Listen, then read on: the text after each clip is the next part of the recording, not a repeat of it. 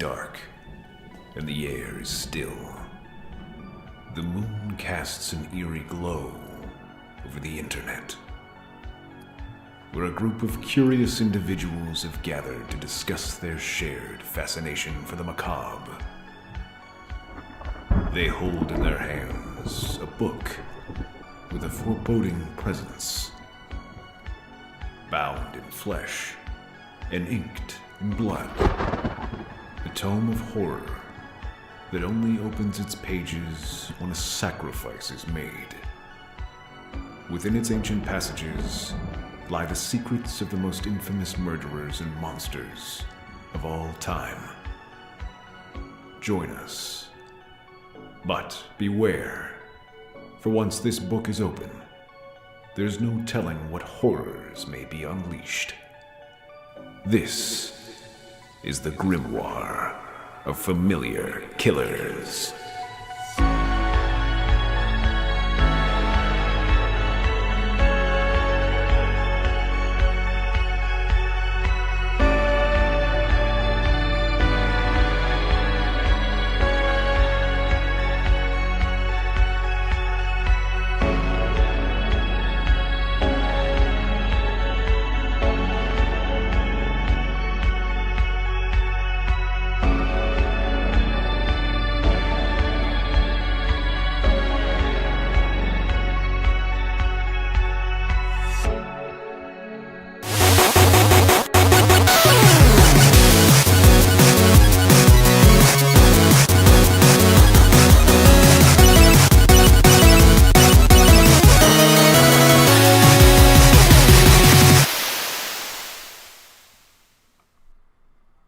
Yay! Spooky friends! Ooh, holy shit, I'm so scared. We did I'm it. so scared.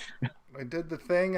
I opened the book, and now we're all haunted. Hello, and welcome to Hey, Did You See This One? It's October, and we're doing the Grimoire again. Can I just start by saying, Ade Due Dembala, give me the power, I beg of you. Give me the power, I beg of you. It is time to talk about The Bride of Chucky, also known as, what did you say it was called previously? The Child's Play 4. Child's Play 4, The Return of Chucky. Could you imagine? What a great title that would have been. Yeah, a real dumb piece of crap that would have been. You may notice, though, we have a guest back for the second time. Please welcome back to the show, Becca. Back from the dead. Becca Ooh. Friesen. Oh. Back again. Since you were here last, we figured out how to do sound effects. Oh, I think you were on like the first episode, maybe with sound effects. I remember you being like, "Ow, my ears." My freaking ears. My freaking ears. Welcome back to the show. It's your second time, and once again, we are talking about a movie with very well done animatronics, which you know a little bit about, which is why we chose you for this. All about that. And You're a puppet master. And I believe. Oh, we should do Puppet Master one day. Well, and then Becca can come back again. You're shoehorned in now as our Puppet Master. You're a resident puppet expert. A puppet expert, yeah. And I believe when you were here last, we did pencil you in for this. And it's been several months. And as we do on this show, we'd like to ask our guests a million months in advance. So, welcome back. We are, of course, talking about Bride of Chucky. And what do you say, since this book is open and the ghosts are flailing out of it, why don't we get right into our history with the film The Bride of... You mean a brief history? A brief history of the film. See, I do this thing where okay. A brief history!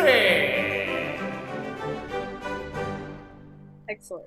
I need a second screen, I think, because I'm always fumbling. I want to be able to keep an eye on the podcast part itself. Anyway, I've made it a tradition on this show. Becca, I believe you know the rules. You talk about, sort of when you saw it for the first time. Any little history facts you may know about the film can be put into this segment as well. But I do like to have the guest go first. So why don't you hit us with your brief history of Bride of Chucky? Oh, well, I'm kind of coming at it weird because I didn't know. I mean, I was aware of Chucky series, but it scared me because I was a kid and I wasn't super, like, not allowed, but parents just sensibly, like, I think this will scare you. Please don't watch it. And I remember specifically this cover. I was like, every time I'd walk through a movie store, I'd be like, whoa, just the creepy little doll eyes and his little broken face. And I was like, but literally have not seen it until yesterday / finished it this morning and tried not to look a bunch of stuff up. I'm trying to go in like a bit kind of blind and just kind of take it for what it is. So I feel like, oh, well, it's gone. That's it. I'm out. But hearing, like we were talking about during the Megan episode, Stephen was kind of telling us about the whole history and the kind of cult following, and watching it, I was so surprised how many recognizable actors were in it, and I was like, oh, this is great. I was really glad that I went in without knowing much about the history. So now I can go back and kind of appreciate it a bit more. This one especially, like John Ritter and Katherine Heigl stuck out for me. And it's funny too, because I remember when you were on, you had intended on watching all of the movies up till this one, but obviously Steve probably hit you out of nowhere, like, so you're coming back on, right? And you're like, what? Coming back on what? So I did the first and then skipped to the fourth. Yeah. Hey, murdered amulet doll. I got you. As long as you saw the first one, like, you pretty much, like, this movie, we'll get into it when we start talking about it, but this movie, I was here the whole time. Besides some, like, references, like, meta references to the other movies, this movie kind of feels like almost a direct sequel to the first one, so I don't think you missed much. You definitely didn't miss much by not seeing the third one, because the third one is pretty stupid, in my opinion. The one thing you miss is how he got mushed up into pieces. That's true. You know, that's a good point. Yeah. It's pretty. He gets dropped into a giant propeller fan inside of a haunted house in like an amusement park. And interestingly enough, if you'll remember, Jason, that movie takes place in 1998, and this movie was released in 1998. Oh yeah, I was confused about how it's been 10 years, but it was 10 years in the last one. So in the reality of Chucky, this movie actually takes place like maybe a couple months, like a month later. That's after. awesome. Yeah, he's just confused.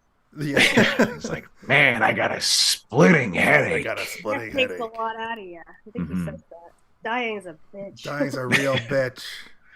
I'll come back. I always come back. I always come back. And he gets shot through the stomach. But that's the end of the movie. Steve, what's your history with the film Bride of Chucky? Well, I mean, as I've said, every time we've covered a Chucky movie, Chucky is my favorite of the Grimoire characters that we have because he has the most personality, even though he's they're all bad, obviously. They're evil monster people who do evil monster things. And in life, Chucky was a murderer of women. He doesn't like women, but he does like one woman, apparently. His girlfriend, Tiffany. Who is, I think, supposed to be the only woman who could keep up with him in terms of like his bloodlust, and she loves it just as much as he does. But my history with this movie is this is actually, I think, one of the first Chucky movies I actually saw. I didn't watch them in order because I was too scared to watch them. I think the reason that Chucky is my favorite of all of the monsters is because I was the most scared of him as a kid, because the idea of a doll coming to life and murdering you is horrifying, especially when you're a child and your house is full of toys.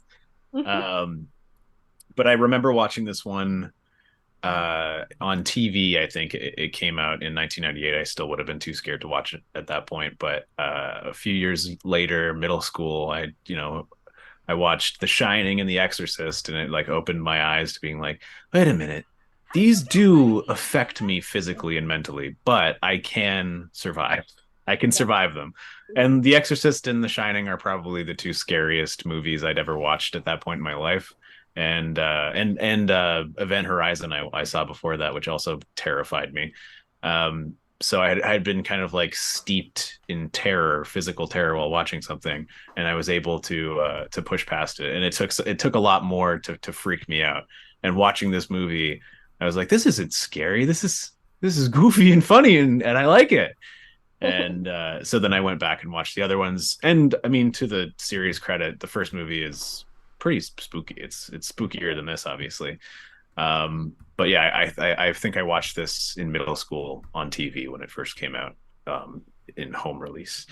And I've watched it a few times since, but it's been a long time since I've watched it. I rewatched the Freddy and Jason movies a lot because they're easier to access than the Chucky movies. Those movies tend to be on TV more than the Chucky series are. Not sure why that is, but so this one I hadn't seen in a long time, and I gotta say, man, it rules. Like, I love it. I was kind of expecting it to not live up to the second one, which is up to this point I dubbed as like my favorite of the ones we've watched so far. But I think this one is my favorite now.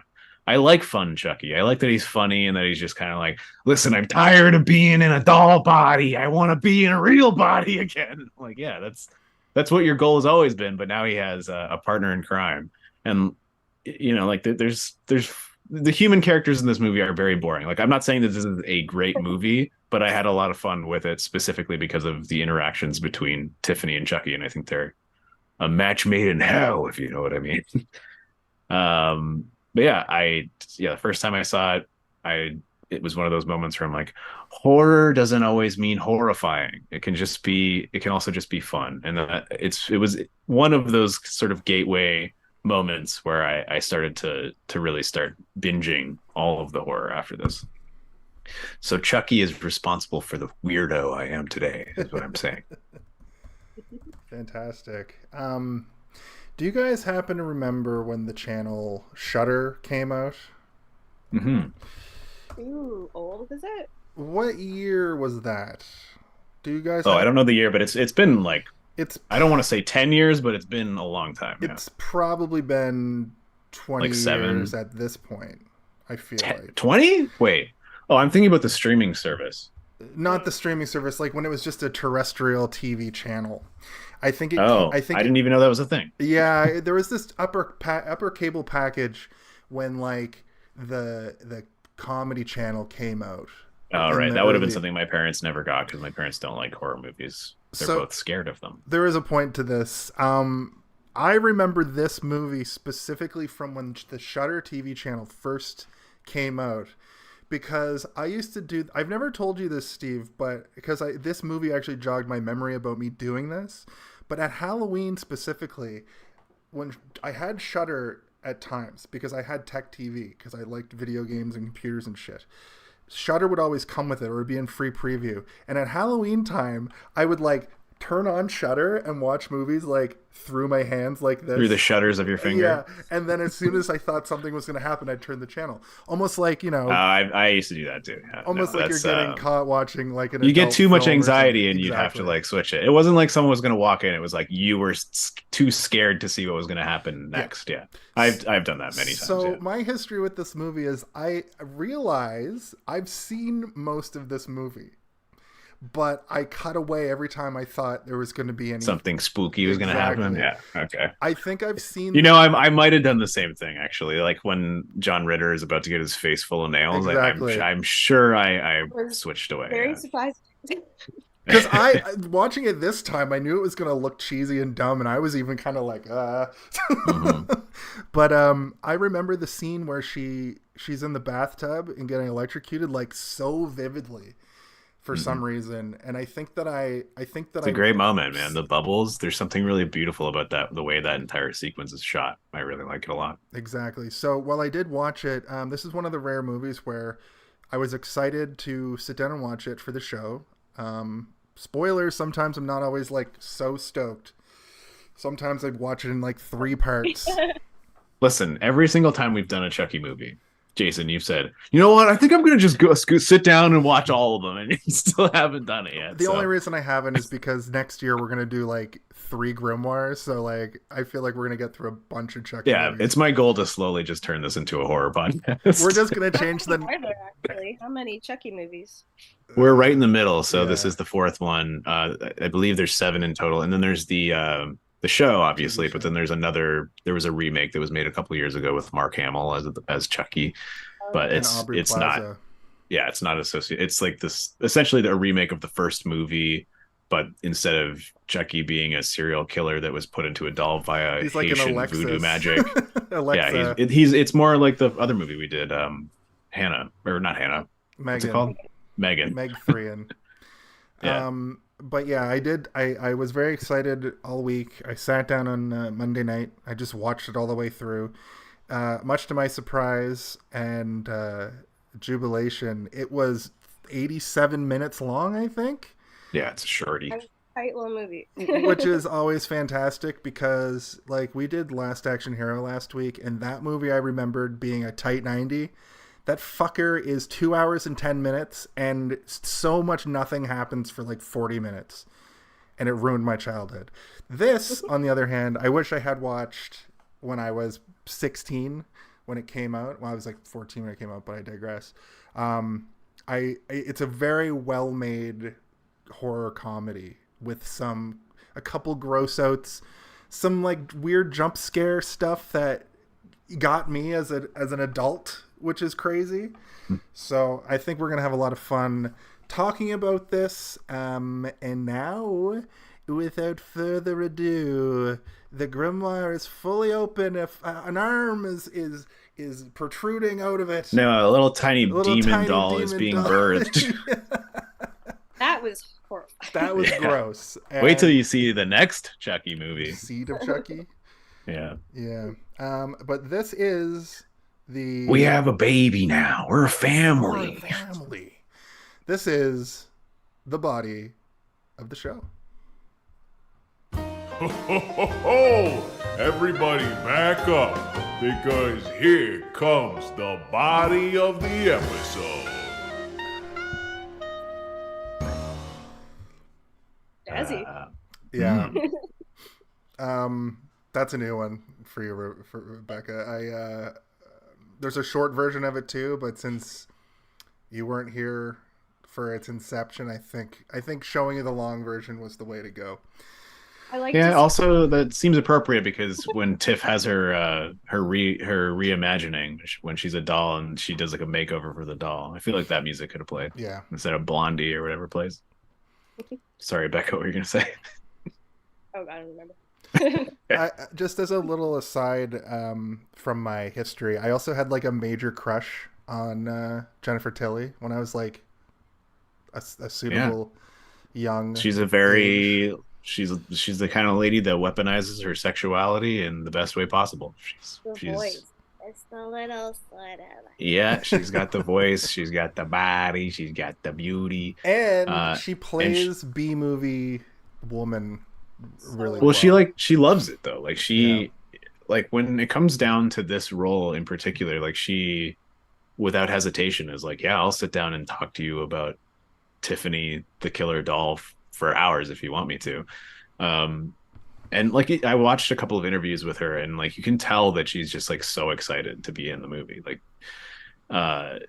she's getting like giddy about every aspect of it, from the way that she murders her boyfriend at the beginning to like the doll sex scene. She's like, it was the most fun I've ever had in an ADR booth was me and Brad Dourif sitting there making little doll sex noises. It's like the funniest thing I've ever done. And it's like, I appreciate that because Brad Dourif loves playing Chucky and she loves playing Tiff. It's not even like a question that they'll continuously come back as long as people want to see them, right? It makes me happy. Makes me very happy. Her being added to the mythos adds, like, she's perfect for it. I thought that it was the perfect, like, even the name, like the Tiffany doll makes sense to me, even though, did they say what the name of that, like, wedding doll is at any point? There's a box that has a name on it. I don't know. I can check. Oh, We lost him. We lost him. What? Oh, You lost me? Sorry. You like phased out and phased back in. Oh, I muted because I was going to start typing. And I didn't want to like my machine gun typewriter. The squares have changed also in the Zoom chat. That's okay. Don't worry about it. It's all good. Yeah, I really like. I didn't think. So spoilers. I guess she comes back in the next one. She does. I assume she died in childbirth. She died when she got blown up. A lot of explosions in this movie. I thought maybe more stabbing, less explosions, but a lot of stuff blows up. So that's like a good like kind of start off point. This compared to what was the last movie, 1991? Part 3? The Seed of Chucky? No, the last movie before this, the third one before they kind of. Oh, what year was it? Yeah, was that 91 or 93? 91. So let me just double check. Those first 3 movies really have a like 80s horror movie vibe. They're shot differently. They're shot. Yeah, it's 91. This one, I think, I don't know. It was probably shot on film, but it has that digital look. It has that late 90s, early 2000s look to it. The special effects are a little bit more. There's some CGI going on. It is mostly practical, but there's a lot more. There's not a lot of CG in this movie, Yeah. and they do some really fun camera work, especially near the end when they're having a shovel fight, and they use a crane shot that's from very high up, and they have little people dressed like the dolls, but better than they have in the other movies. You know, you watch the first Child's Play, it's clearly like a child in the Chucky costume, like running around. You know, they're not as coordinated with their body movements yet because they're just children. I looked them up. They're both like stunt people as well. So yeah, well, when they're swinging those, it looks good. Like it looks like an Errol Flynn sort of like sword fight where they're just like fighting with these shovels. So what I found interesting about this though is you maintain some of that like Chuckiness, but we've moved into a new era of filmmaking. So the movie leans into horror movies from around this time were a lot like the Scream sort of. Yeah, this movie unabashedly is emulating Scream, exactly. Though it has its own identity. I mean, look at the poster behind you, Jason. Yeah, that is literally the Scream poster. So what I liked about this is it leans into that like meta quality, and right out of the gate, right when they go into the evidence depot, we do this like panning shot of these lockers, and we see a chainsaw, and we see a hockey mask. We see a Michael Myers mask, like just straight up. Yeah, we see Freddy Krueger's glove. The gloves there too. And then later in the movie, like almost looking right at the camera, I think is it Tiffany that asked like, "What's the story? What have you been up to?" And he was like, "It'll take 3 or 4 sequels to tell you the story." It's when they're in the car, he's pointing a gun at them, and they're like, "What?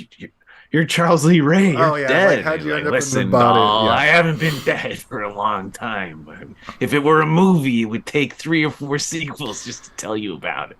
And there's a lot of that. There's a lot of that throughout the movie, which I really enjoy. Even the Tiff character, I thought that she was going to be more tropey because she does drop a lot of cliches and a lot of like, my mom used to say, and then she says some cliche, right?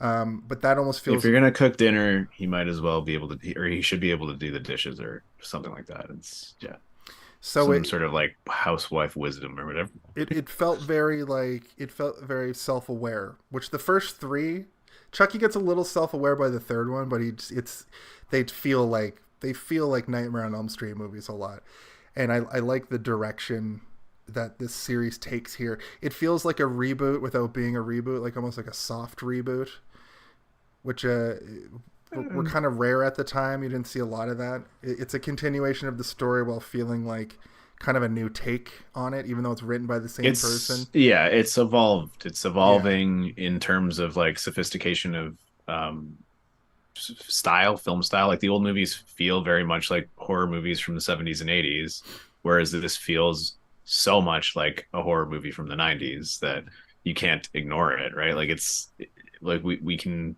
use the example over and over because it's a perfect example. They're not emulating Scream in terms of its like storytelling and it's like its meta value.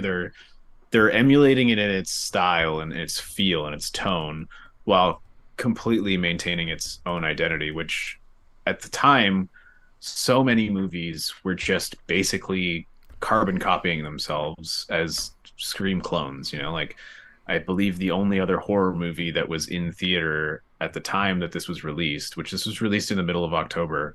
And it always blows my mind when only like one or two scary movies come out in October. I'm like, why doesn't every movie studio just make a horror movie at horror movie time, Halloween, when everybody wants to be scared? Yeah, or movies with like Summer blockbuster. movies with a Sales. You can't make 10 sequels. It's like, yeah, you can. Saw is on Saw. We're on Saw 10 now. Come on, movies guys. with We a can do Christmas background that are. I've been going through our subverted Christmas. There are always summer movies that just have like the Christmas background. So you're right. Like they should be releasing a lot more scary movies. I just wanted to make a point, which was that like the only other movie that was out at this time that was scary was Urban Legend. I don't know if you guys have ever seen that movie. I know. Yeah. That was Yeah. the sleepover movie of my childhood. Well, and that was like a very much a Scream clone, right? It was good. I liked it too, and it had sort of a fun concept, which is that like there's a guy going around, or I don't know if I can't remember who the killer is in that movie. Actually, now that I think about it, there is a figure who is going around murdering people to the tune of all of like the most well-known urban legends. Yeah, you know, I like saw that. the couple get hooked by the hook man in the car and like that kind of stuff. And or like, you know, the one where it's like when you're driving and the guy's telling you to pull over and it's like there's somebody in your back seat the whole time. Renting Urban Legend Final Cut, which was like the more kills per second version, and now with 5 kills per second. You're Yeah. like, what per second? there's That's too many kills. There's another big horror movie from that year that came out. A couple actually. One is the Japanese version of The Ring. The remake of in Japan. remake of Psycho, the Gus Van Sant Psycho. With Well, that Julianne year, I'm Moore. talking about like that around that time, like in Yeah. October. But the other one that's sticking out to me here is I Still Know What You Did Last Summer, which probably came out in the summer In the summertime, yeah. and is a Danny Cannon movie, hilariously. I remember the Psycho remake coming out like in the spring. I think I remember it was close to like me being let out of school. I could be wrong, but that's what my memory. I remember seeing trailers for it and being like, "What is this?" With Vince And my Vaughn mom being as, like, "It's the remake of Psycho." I'm like, yeah. "What's Psycho? I am a child. Please explain this to me." You would have Don't been you know who? 12 at the time, and I would have been like Yeah. 14. Don't you know who Alfred Hitchcock is? I'm like, sounds like said a sounds like a pornographer. Now I love Hitchcock. It's the best. Not too long ago, and it was really fucking great. It was terrifying. The remake, everybody hates on it. I don't mind it all that much. I think it's like whatever. And also the show, I like the show quite a bit. It was good. Bates Bates Motel. No. Yeah, it was fun. Fun fact about Urban Legend. I believe what's his name? Robert Englund is like the professor in the movie, isn't he? Like the one teaching the Urban Legend class. Yeah, It's he like, is. And I remember there being like doesn't call anyone a bitch. it's like a who's who of like teen actors of the era too are in that movie. I think John Stamos is the killer. Sorry spoilers. I believe John Stamos turns out. Yeah, he was a teenager at the time, right? Yeah. Wasn't the girl? Wasn't it Jared Leto, or does he get killed It like was immediately? Rebecca Gayheart, but maybe I'm thinking of a different movie. I think there's more than one killer killer in that movie, just like Scream, right? I think they did the Scream thing where it's like it's not one killer, but two killers for the price of one movie ticket. Yeah, Jared Leto, Alicia Witt, Rebecca Gayheart, Josh Jackson, Loretta Devine, Tara Reid, Michael Rosenbaum, Robert Englund. Oh, maybe I'm thinking of a different movie that has John Stamos. Yeah, I'm like, I thought you were making a joke. He's not in it. No, I'm an idiot. So, I was like, what is the basis of this joke? I don't know. Is it just that it's John Stamos was a heartthrob? I don't know. Before we get through this episode, I'm going to get to the bottom of why I thought that he was the killer in Okay. Urban Well, Legend. why don't I just give a little brief That's synopsis of the movie? what I was going to get to next, Steve. Yes, please. So the movie The Bride of Chucky takes place a few months after Chucky 3, which takes place in 1998 but was released in 1991. They did that so that they could have a time jump to have Andy be in a military academy, or military school. And that movie, not great, but I like it. But the cool part about it is they released this movie almost 10 years later, and hey, it comes out the same year that the previous movie was set, so they were able to have Chucky not be off the scene for all that long in terms of the lore of the story. But as you said, Jason, the opening of the movie is a police officer going into what looks like a, I don't know, like a evidence locker, but it also doesn't really look like it could be like a weird movie prop museum, you know? Yeah. Yeah. Anyway, he's delivering the corpse of Chucky to Jennifer Tilly's character, Tiffany Valentine, who is the girlfriend of Charles Lee Ray, the murderer who was put into Chucky via Haitian voodoo magic. Ade Due Dambala. And she uses the same curse which she learns from Voodoo for Dummies to put Chucky back into the Chucky doll. And their goal is to get the amulet of Dambala, which is buried with Charles Lee Ray, in order to put themselves into human bodies, in which they essentially pay a teenage boy and his girlfriend to drive them.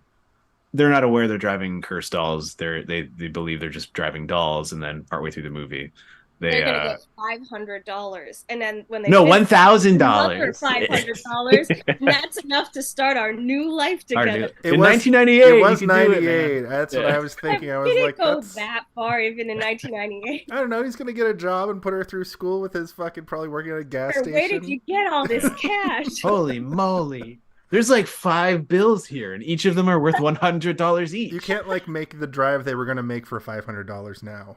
No. That's how much it would cost to fill the tank once. Yes. That giant shitty 80s van. Yeah. A marriage license? No, there's no way. A motel? Yeah. How much does that motel cost? They're in like the honeymoon suite. Like, we'll get there and I'll put a down payment on. I'm like, on what? On what? A house. Yeah. Because that's all it cost in 1998 was $500. But yeah, the movie is very simple, very straightforward. The story is basically the two dolls need to get put back into human bodies in order to live their lives as humans and not be in bodies anymore. So they select these 2 teenagers to do that. They just need to get the amulet in order to make the swap. That's essentially the story. Obviously, there's a lot of stuff that happens in between, which we can talk about during the body of the episode. But yeah, it's not too complicated.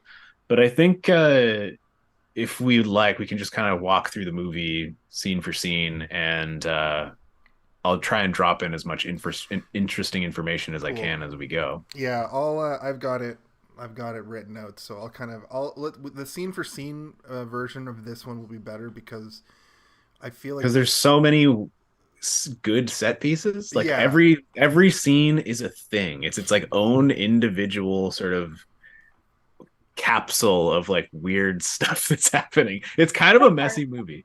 Sorry, go ahead. Purple apartment in the whole beginning, I'm just like, oh my god, I want to live there. It's so cute.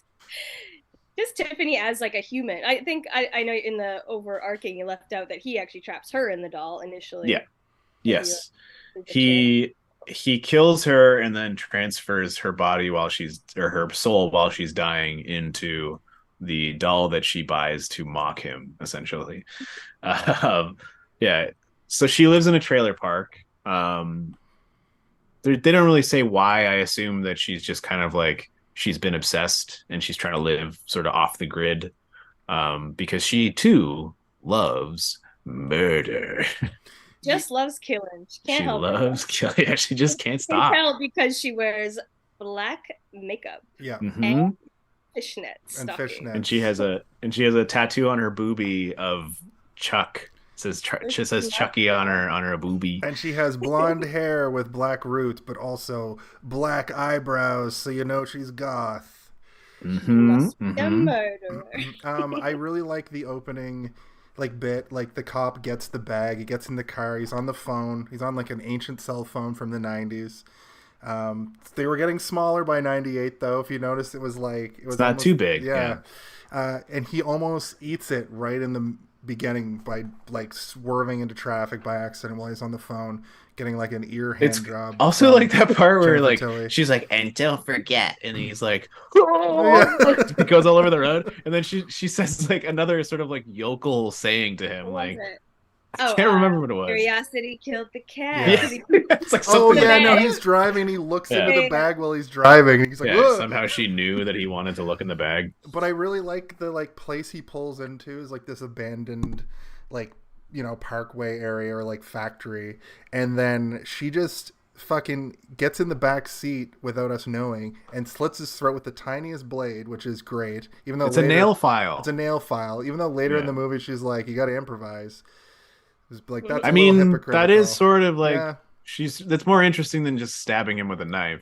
It's She true. kills him with a nail file and then immediately starts filing her nail with the bloody the nail bloody- file and then licks Iconic. them. Yeah, there was a lot of blood in this scene, and I was like, "Oh, are we gonna get a more modern, like?" Because what I've noticed, and from my perception of this era, is like the '80s movies don't scare me at all, but I still have that like mind prison that I had during this era for early 2000s movies because they started doing really gross stuff. Urban Legend is a fucking from my memory was disgusting, like just so much gore and so much like gross like limbs pulled apart kind of gore. In this, it's all implied. Like there's no real like the non-implied gore is like funny, like when he takes all the nails to the face or when he like comes out of the box, and everything else is kind of implied. When he's stabbing somebody, it doesn't show it. When the two dolls are having sex, it shows like a shadow of them. When the couple is getting the knives, like Jason, you're going through all the good kills here. I know, Jeez but I'm just Louise. my point is this. We gotta talk about these kills. I thought it was going to be horrible, but it still like leaves it to your imagination and isn't that bad. And I think it's kind of like Megan was like that too. The version that I watch, I know you guys all watch different versions and there's a gorier, bloodier version, but I really still pretty tame though. It's like no worse than this. I'm kind of with you though. Like I don't like the gross out gore, and I would rather like it's scary enough in my head. Like I'll fill in the blanks, but like honestly, one of the grossest part is Chucky's fucking eyeball. Yeah, Mhm. for the whole movie. Constantly, I'm like, oh, it's just It's got all that meat underneath. Yeah. Yeah, I was like, was that necessary? I really grossed Well, me it's out. like the rules of Chucky are once his soul has been transferred back into the doll gains human anatomy. Like he becomes he gets a heart, he gets guts, he gets all the nasty stuff that's inside of a human body. So that's why when they pull the pieces out, they're not all goopy and gross. But then when she puts the soul back in, he has all like this sort of like, and they do a healing good job wounds at and showing things. that too by showing like a really realistic looking eye is kind of the point that they do for Yeah. both the dolls. When you get a close up of their eyes and the eyes kind of go bloodshot, and that's when you're like, oh, there's a person in there now.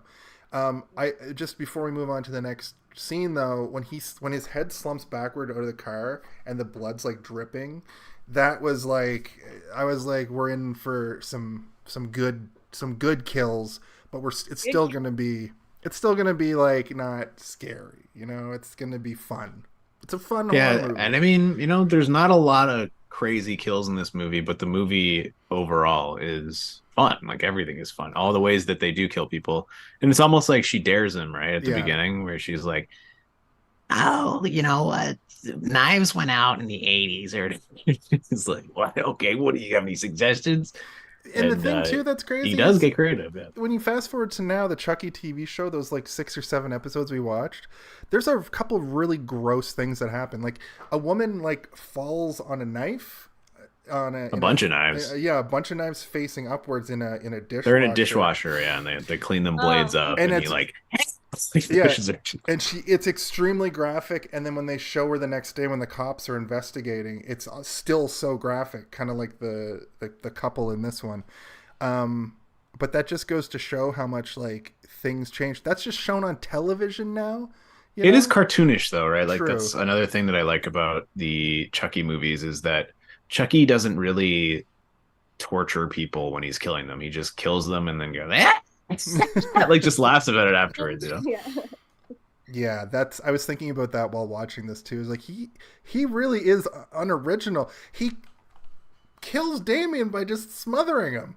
I mean, he does something, sat on his face. He does something before that, but yeah, we'll get to that. I think that was supposed to be a sexy thing. That kill was pretty. That's Alexa's pet. Yep. Yeah. Good friend. Like pre-transition. Yeah. It must have been close because we were talking. Yeah, that's probably like the most brutal part where you're like, because you can imagine what that would feel like, right? You're like, yeah. It's like when somebody like pulls back a fingernail or something in a movie and you're just like, Yeah. oh god, turn it off. Yeah, Lost has a torture scene involving that, and I just have to skip it when I rewatch that show. Yeah. When The she's scariest television show of all time, Lost. When she's feeling sad about Chucky, she's just like on her bed, like next to the corpse, like kind of gives it a nut. Move over. Kicking it, yeah. I guess we can go into that. I mean, we get our teen intro, which we were introduced to John Ritter, and I did want to, and Katherine Heigl and Teen Boy. The guy looks familiar. The teen He's boy. definitely in stuff. I just don't. I feel like he's from like a bit part guy from stuff. Yeah, he's in a lot of TV, and this is on his IMDb page, like best known for Bride of Chucky is like the number one thing. that's why he was on most recently on General Hospital in 2016, and before that had sporadic work through the two. Listen, he's hot in this movie, and I would give him a kiss. Well, he's very true.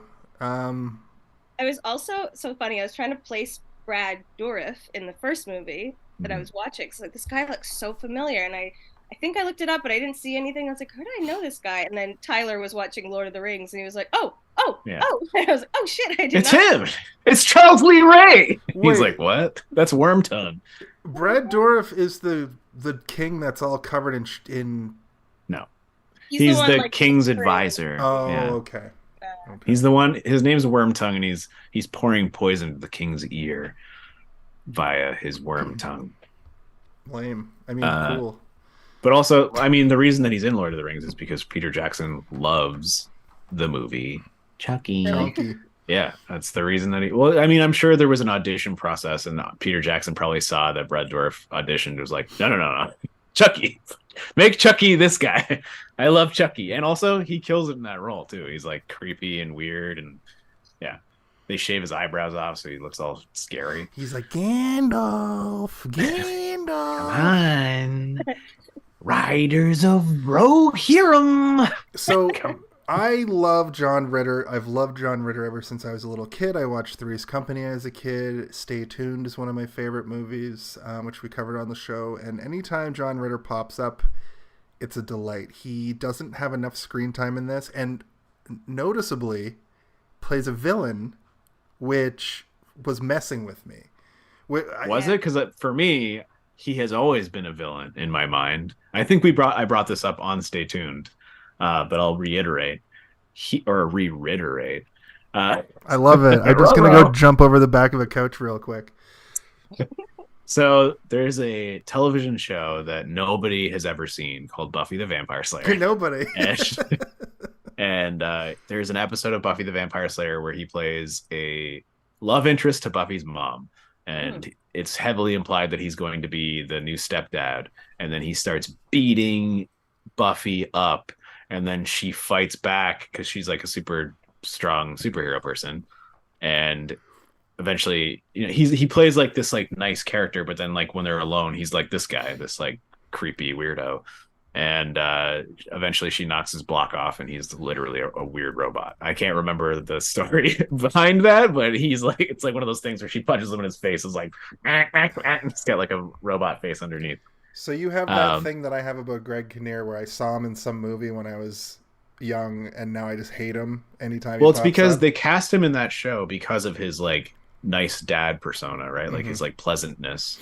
And like that was the point, is like we're casting him in Buffy to be this pleasant figure, but because I had no other reference for John Ritter before that Buffy episode, John Ritter was just the scary stepdad character in Buffy who turned out to be evil. So when I see him in this, I'm like, ah, yes, evil stepdad. And he's not even her real dad. He's like an uncle or something. I was waiting for him to get like pervy too. I don't know. Yeah. He just had a really good skeevy vibe, even though they didn't like, other than him just like sicking his cop friends on her.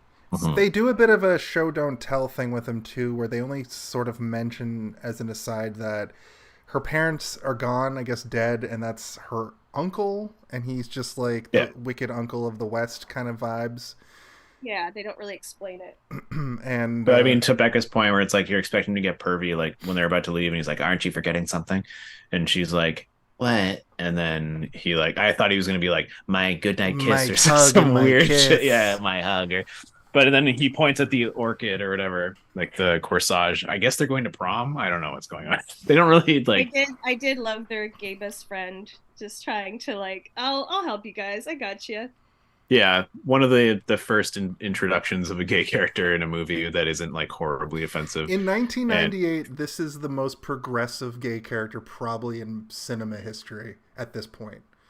Yeah, because they're like both actual LGBTQAI plus film. Yeah, I mean, Don Mancini, who's written every Chucky movie and television series, like he is Chucky basically. He is the creator of Chucky. He's written everything. He's only directed a few times, but he's the writer of Chucky, which is so cool. I've said it before, like Freddy and Jason and Michael Myers have all been tossed out into the lake of horror, and different directors and writers have come in and essentially had their way with those characters, whereas Chucky is the only character that Don Mancini has been writing for the entirety since the beginning.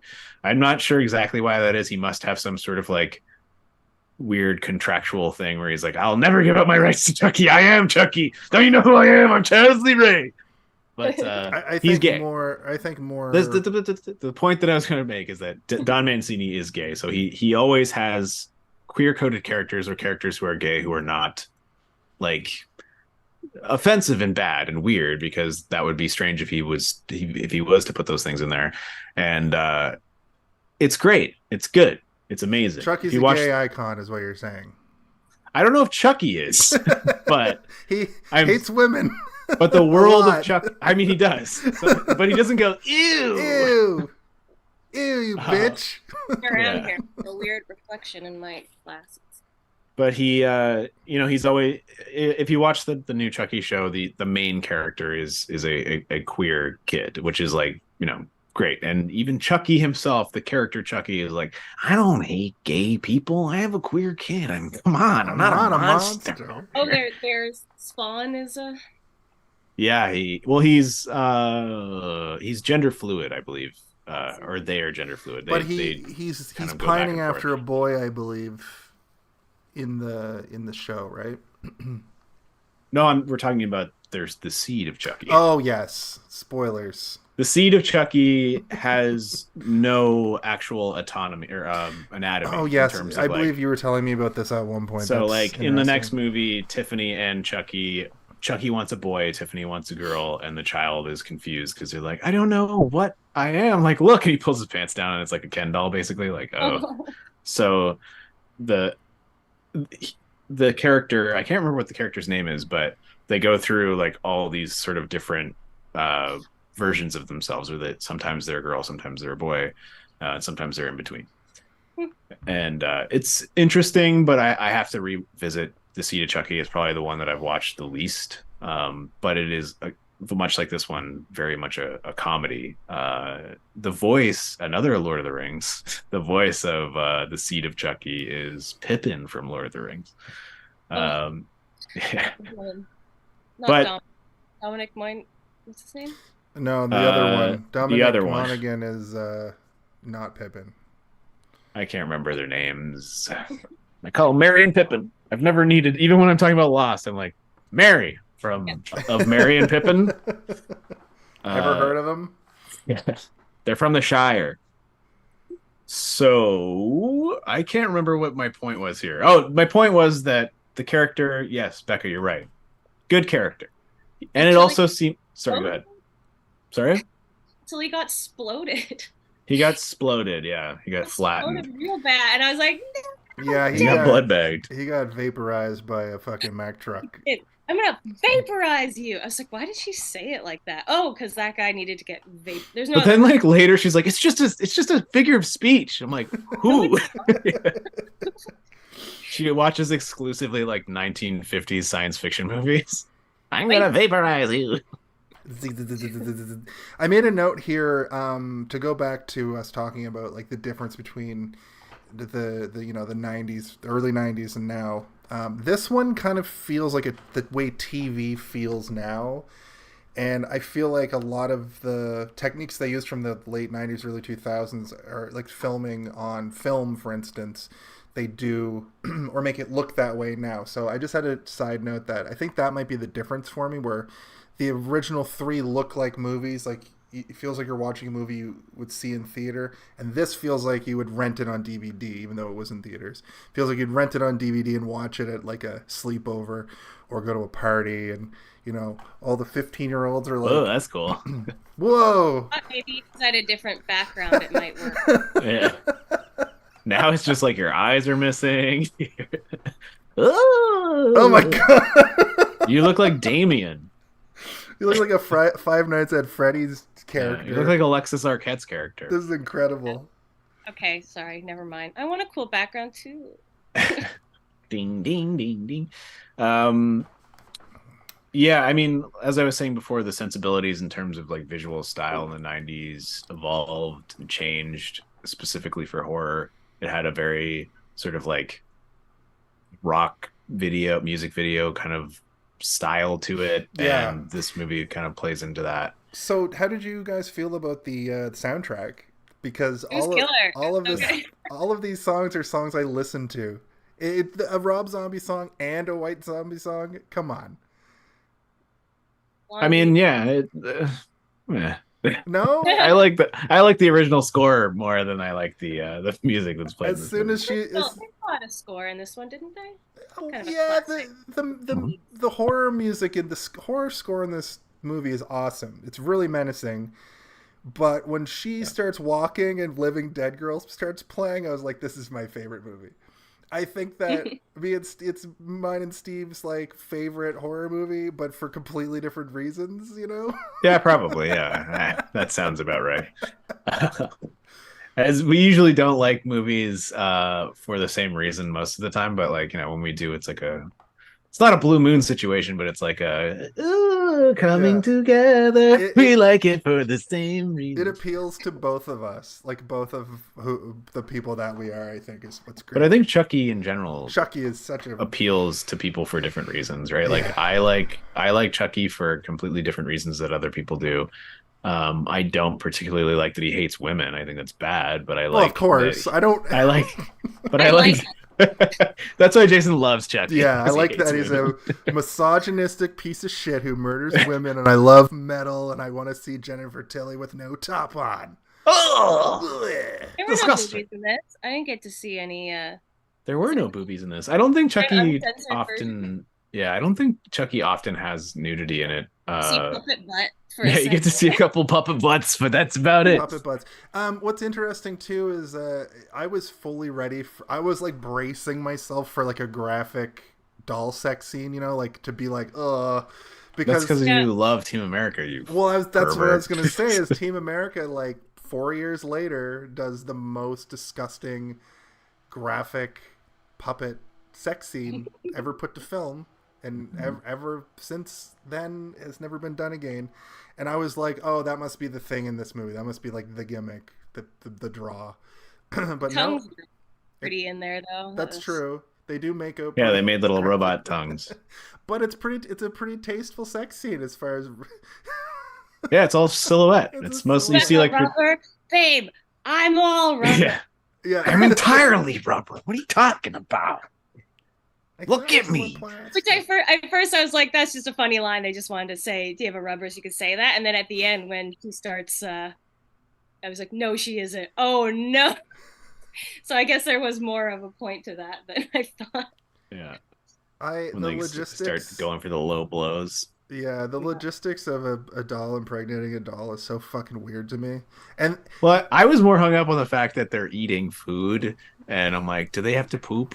yeah, Do they poop they then? don't have I buttholes. guess if you're saying like once there's a human in there, it's everything kind of comes to life, then I mean, I guess they have to poop. Well, Like, they- and it's anatomically correct. They yeah, like does Chucky have to use smoking. like one of those little tiny baby potties? Yeah. Like, where's They my like- potty? they like to Tiff, smoke where's my weed. potty? They eat food, like you said. They can have sex, Swedish meatballs. but They can have babies. they can have babies. So she's got a little doll vagina under there, I guess, is the implication, which is fucked. Yep. We just had a Yeah, hilarious facial moment of silence. animatronic, like the actual movement of like the mouth and like the articulation was really good. Mhm. Like it wasn't just like flaps. Yeah. They had those like real specific like they are like it's like very well done, but man, they're ugly. Whew. And Yeah. they're supposed to Yeah. like that's the point, right? But even Tiffany, like she is rough. Like, she's not. I don't think she's supposed to. Like Megan was very kind of ethereal and like so beautiful that she's creepy, right? And it was just very smooth. Whereas like obviously Chucky's a fucking mess, but even Tiffany's not like chopped up, but she's like Yeah. There's something weird about like the proportions of her face, right? Like they're not supposed to be like they're like Cabbage Patch Kids, Yeah. sort of. I think right? that's what Chucky was supposed to be, a play on Cabbage Patch originally. My favorite thing of Chucky, and they do it with Tiffany, and they did it in the early movies with Chucky, is when the dolls become inhabited, they get like their eyebrows furrow and they get a smirk. It makes me so happy every time. And I think that this I watched this movie in HD. I'm sure you guys did as well. I think that watching this on an old CRT TV on a DVD in like 480p might have benefited from the say that again 10 times fast. Yeah. because when they do close-ups of their eyes, it looks so like janky and gross and weird, and like you got to hide that stuff. You can somewhere. forgive it though, man. You can forgive they're it, for supposed sure. They're possessed dolls. They're not I'm supposed to look like I'm nitpicking. like organic creatures. Yeah. True. No, stop nitpicking. Then, I you will not. nitpicker. This is a movie. This is a movie review podcast. We gotta bring something. I up. wanted to say how impressive the dolls were as well. Specifically, I watched a few things today just to be like, how, like, it seems like it was probably pretty tough because to make a mouth move with that much articulation has got to be difficult. And I didn't go into too much when we did. I almost called it Becca. Megan. Remember that movie Becca with the killer doll? I wish. Yeah. I watched it, and the puppeteer, he wears a this like head strap thing that attaches to his chin, and he emulates Brad Dourif's lines, so he'll speak and it moves the jaw, and then he has his fingers in all these different servos, and he's just like, so he moves all the other stuff at once, and he just like knows how to, like, so when I talk like this, I can make and Chucky's mouth is moving in turn, similar how you would with like a hand puppet, right? Except you have to use all your fingers. And then furthermore, when he's having to also articulate his hands and his arms, there's like two other puppeteers for just one arm. There's two puppets. So like at the end of the day, there's like 7 people working on one puppet at the same time. Times 2, you've got 14 people in a room if there's 2 dolls having to interact with each other and not just be their face moving, It's crazy the And amount you of notice the amount the amount you can notice from movie to movie is all I wanted to say. Is like it gets better with every film, and by the time you get to a movie like Megan, I wouldn't be surprised if her face was touched up by CGI. That's how far into the future it is. But this is like the only CGI that was actually noticeable in this was the like that shot of the glass falling. And yeah, I was, when you said CGI, I was like, what CGI? I don't even remember what you're talking. And yeah, that is the one that I can think of now that you mention it, but like I don't really remember too much. No, in terms maybe of like when the kid gets vaporized by the truck, might have been touched up because it was. Well, you probably- would have thought, the budget for this movie is quite high. You would have thought that they would have just like tried to do that janky ass. Yeah, it was like, 1998. 1998 The fucking CGI stuff. epicenter of bad, overdone CGI. But also the director, Ronny Yu, who has made 2 other movies that I'm very familiar with, and then a couple that I've seen, but I'm not like overly familiar with, and then a bunch I've never seen. He made Freddy vs. Jason, Right. and then he also made Warriors of Virtue. I don't know if anybody I remembers. remember that. Warriors That had of crazy Virtue. animatronics too, didn't it? Yeah.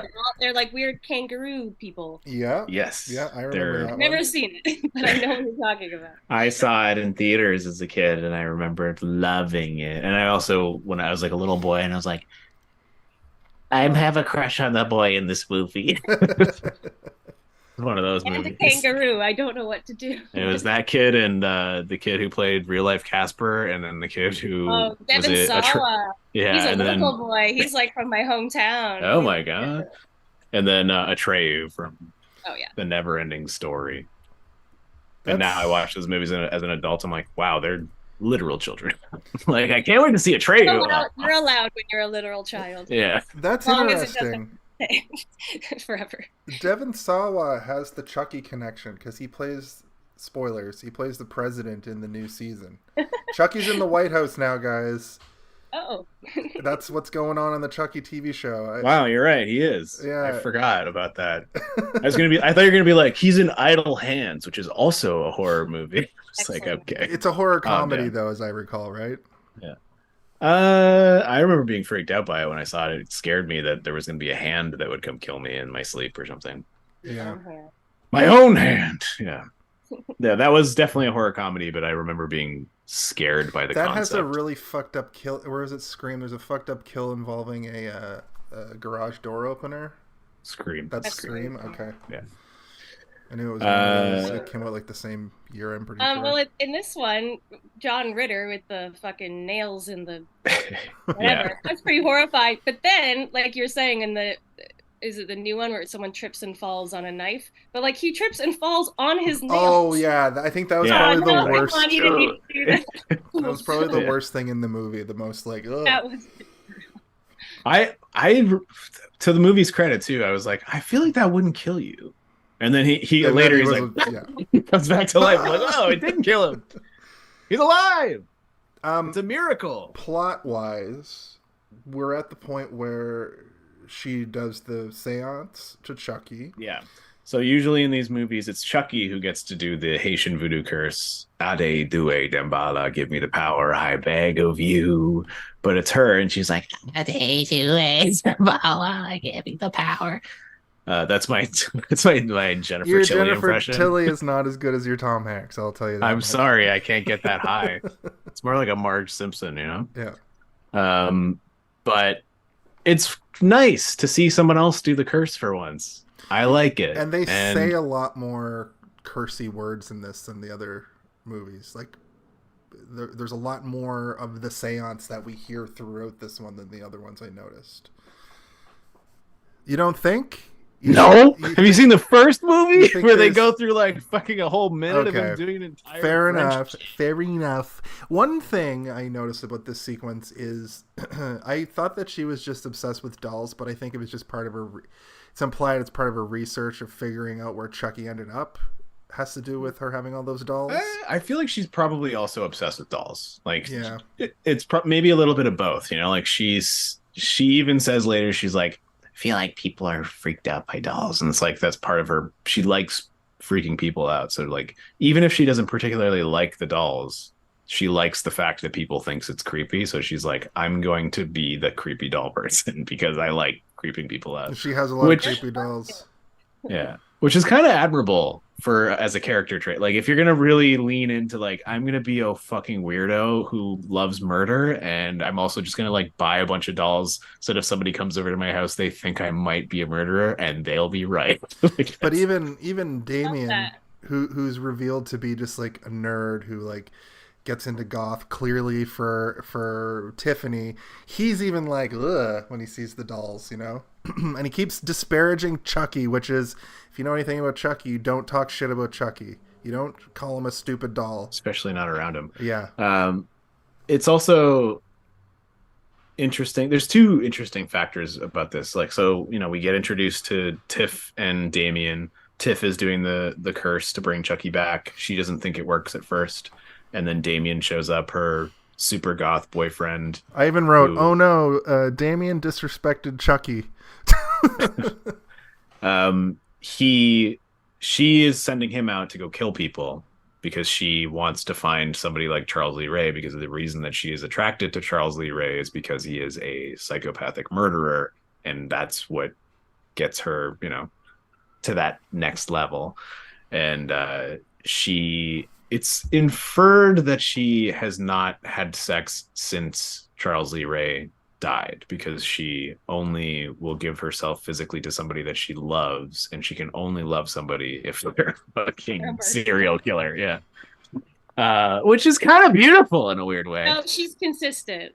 She's had a vibe and she's sticking to it. But like it also explains why she's never had sex with Damien, is because she is like, I know what corn syrup looks like, and this is not and he's like, oh, it took me 10 hours to make that thing. He like made a fake corpse basically, right, to try and trick her into thinking that I thought it was he made somebody. a prosthetic for his face to make it look like he killed somebody, but it was obviously just him, a picture of him. It might be that, yeah, his fingernails. Oh right, I didn't even notice that. Good eye, man. I finally did one. I finally paid attention more than you did to one thing ever in 108 and I watched it 3 episodes. times. Yeah. But what was I going? I was going somewhere with this, but I can't remember now. But yeah, Oil. He's it's kind of got like a Harley Quinn Joker sort of vibe, like yeah. A wild card, and she loves him, and it's very toxic. And... I'm surprised there weren't more references to Bonnie and Clyde besides them like saying it at that one part, because what Chucky and Tiffany actually end up accidentally doing is making this poor young couple into a Bonnie and Clyde. We'll get to that when we get to that bit, but like it almost makes you wish that those two characters were a little bit more interesting. Yeah, not just like they're not completely dead fish. Like there are some interesting moments, and they do some smart stuff. I like that they keep thinking that each other is the killer. That was kind of a fun little ripple. I wish that went a little bit further. Exactly. You know, like or at least they played into it comedically more, because it's meant to be sort of a foil in the film where it's like they don't trust each other, but at the end of the day, they always trust each other no matter what happens. So maybe they should have had it be more of a sight gag. Like the movie is comedically inherently, right? Like, so maybe have it be even more goofy in terms of them not trusting each other. What was goofy? Like, you know, like they'll look around the room and like see like a Sam Raimi style, like zoom in on like a knife, and like she's like too close to the knife, and she's also freaking out because he's too close to like a weapon or something, you know. But just to make it a little bit more goofy. It was a bit wild how they all thought it was them because they were nearby, and she said, "I'll vaporize you," and then something exploded. And the car blows up. Yeah, it was her. She said she was gonna vaporize him, and we all know that explosions vaporize people. It must have been this 17-year-old girl. Mm-hmm. Yeah. No other explanation. You don't see that kind of undying, like they don't really ever have the falling out of the hero's journey. In a lot of ways, they have this undying love towards one another, which you kind of have to keep it at that surface level. You can't go too deep with those characters. You got to keep them as kind of clean slates, you know, like you get to make what the writer and director are trying to like create here, because I absolutely believe that they were trying to do this like surrogate Bonnie and Clyde adventure story where Chucky and Tiffany get to live out their fantasy of going on a murder spree together, but not directly. They're using these like two bodies kind of. Yeah, they're take the fall, I guess. It is fun, right? It's like everybody in the world thinks that they are Bonnie and Clyde, but really Bonnie and Clyde are sitting in the backseat with guns pointed at them, being like, possessive. All right, now go this way. We're going to what's the town they go to again? Niagara Falls. Isn't that Hack and Slash? Hack and Slap. We're going to Hack and Slap. Hack and Ridge? It's something like Hackensack. Hackensack. Hacky Sack, New Jersey. What did you say, Becca? Niagara Falls. Niagara. It would have been fun. I would like a set piece of Niagara I got Falls. excited. I was like, oh man, I didn't know this was set in Niagara Falls. Oh, just kidding. They're getting. But I mean, the thing, I think this is Don Mancini's first venture away from the Andy story, right? Like the first 3 movies had Andy as the character that Chucky was, for whatever reason, obsessed with. I think there was a specific reason, I can't remember. It was just as much as I love Chucky, I'm not like impressionable bathing body. in the lore every night. No, like there could have been like a voodoo reason, like the he imprinted. I don't know. Why the fuck else? Why wouldn't he go to anybody else? It's like, I gotta find Andy. He's the only one I can put my body in. My perfect victim, and I should have killed him when I had the chance. So maybe you just can't let it go. He does I feel try like to use that little kid, the little kid in the third one. He tries to do it. He to does, the yeah. kid. I feel like there was a rule in the first one and second one where it was like because he started the voodoo curse on Andy in the first one, he had to do it in the second one. He wanted to complete the seance kind of But thing. it also could have been like he's just like, I fucking hate this kid. He also so hates much. that. He hates Andy with a burning passion by the end of it, dude. I think at one point he's even like, I'm just going to kill you. I don't even care anymore. Yeah. Wait till you get to the curse of Chucky. Oh, wait. Also in the show. He's in the show, too. Andy shows up. Same actor, too. The little kid from the 80s movie is in the TV show now being like, we got to take out Chucky. That's like where we ended. Pretty great. I don't know if Some Lego sequel stuff. I don't know if you watched further than where we got to, but that's the last thing I think we saw. Well, in the Curse of Chucky, which is the last movie, he has this Chucky's like head like in a cabinet. And he like takes it out and talks to it. And he's like, listen, Andy, it was nothing personal. Can I have a smoke? And he like gives him a cigarette, like lights the cigarette with his little doll head. It's great. So the next part of the movie. We're at the moment where he basically is revealed to be alive, and she knows he's alive, right? Which is great. Like there's not even a moment of doubt in her mind that Chucky might be. Because when the tarantula comes out and all that stuff, she's like, he's alive. He's in here. It's a great thing where she's like, that doll is alive in this trailer and is going to kill Damien. And I just need to see the death happen because it's going to be I want to watch fantastic. It. And then it is fantastic. She ties him to a bed. She's like, I'm going to bang you finally. We're going to do this. And then Chucky appears and she puts Chucky down on his chest. Chucky's head turns around all the way like The Exorcist. She's like, are you ready for a menage a trois? He's like, what does that mean? I thought you understood French. Yeah. Oh, because that's a thing that we should mention. He's like, do you know what an orgasm is in French? And petite mort, or the small death. Morte. And sorry, say again? Not how they say it in French. It's la petite morte. Like, it's like, that's Spanish. It's like 3 languages mixed together. There was this movie what was the show with The Weeknd, and he's like, if you could have anything you want, carte blanche. Like, nope. Oh, is that Uncut Gems? Uncut Gems. Idol. That's how you say Uncut Gems. You're not supposed to say Uncut Gems. You say Uncut Gems. Josh Safdie was my muse, and Uncut Gems. I love Jade. Yeah. She would be great to play a Tiffany if they ever needed to reboot it or move away from a Jennifer Tilly. That'd be if the new Chucky movie had been more popular and they just remade all the movies in line. Just by now there would be like the second or third one, and then they do a new Bride of Chucky and have to have like Dua Lipa play Tiffany. Well, she's playing herself still in the show. She's returned in the TV series. And Brad Dourif's daughter is now in the show. Yep, but Jennifer Tilly is playing Jennifer Tilly as well. Like she's playing herself and also playing Tiffany the doll. It's wild. It's crazy. Like Don Mancini is just like, come on, guys, you want to come back and we'll all just make this great TV show? And everyone was like, you had me at Chucky. We're in good hands. You had me at Ade Due Dembala. That's all I got to say. So Damien dies. He gets suffocated on a pillow, which I every time someone gets suffocated by a pillow in anything, I'm like, I would never get suffocated by a pillow. It's impossible Just turn your for head that to happen to me. sideways. Yeah. It would Maybe he never was happen. also bleeding out because he like pulled. But also, like Chucky's not very heavy with Right. the way people lift him up. So I'm just imagining their body yeah. weight like sitting on a pillow. Like just I don't know. Like It is weirdly implied that Chucky is both light and heavy in Well, every Chucky the movie. two of them lift up the body. Like oh, he's heavy. Like, Yeah. anyway, don't. But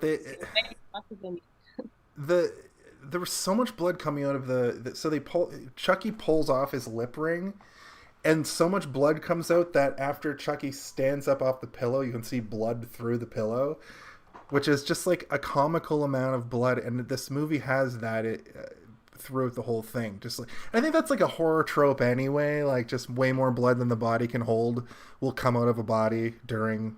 There's a lot of blood in a body, guys. True, but enough blood to saturate a pillow out of a hole in the mouth. I don't know. I've never tried that one. We're gonna call it Mythbusters. I think your face. I've heard that like around there's a lot of blood vessels in your face. So if you like, I got my eyebrow cut by a door once, and like was fine, but there was a lot of blood, and it looks a lot scarier than it was just like a little slice, but it looks a lot freakier than.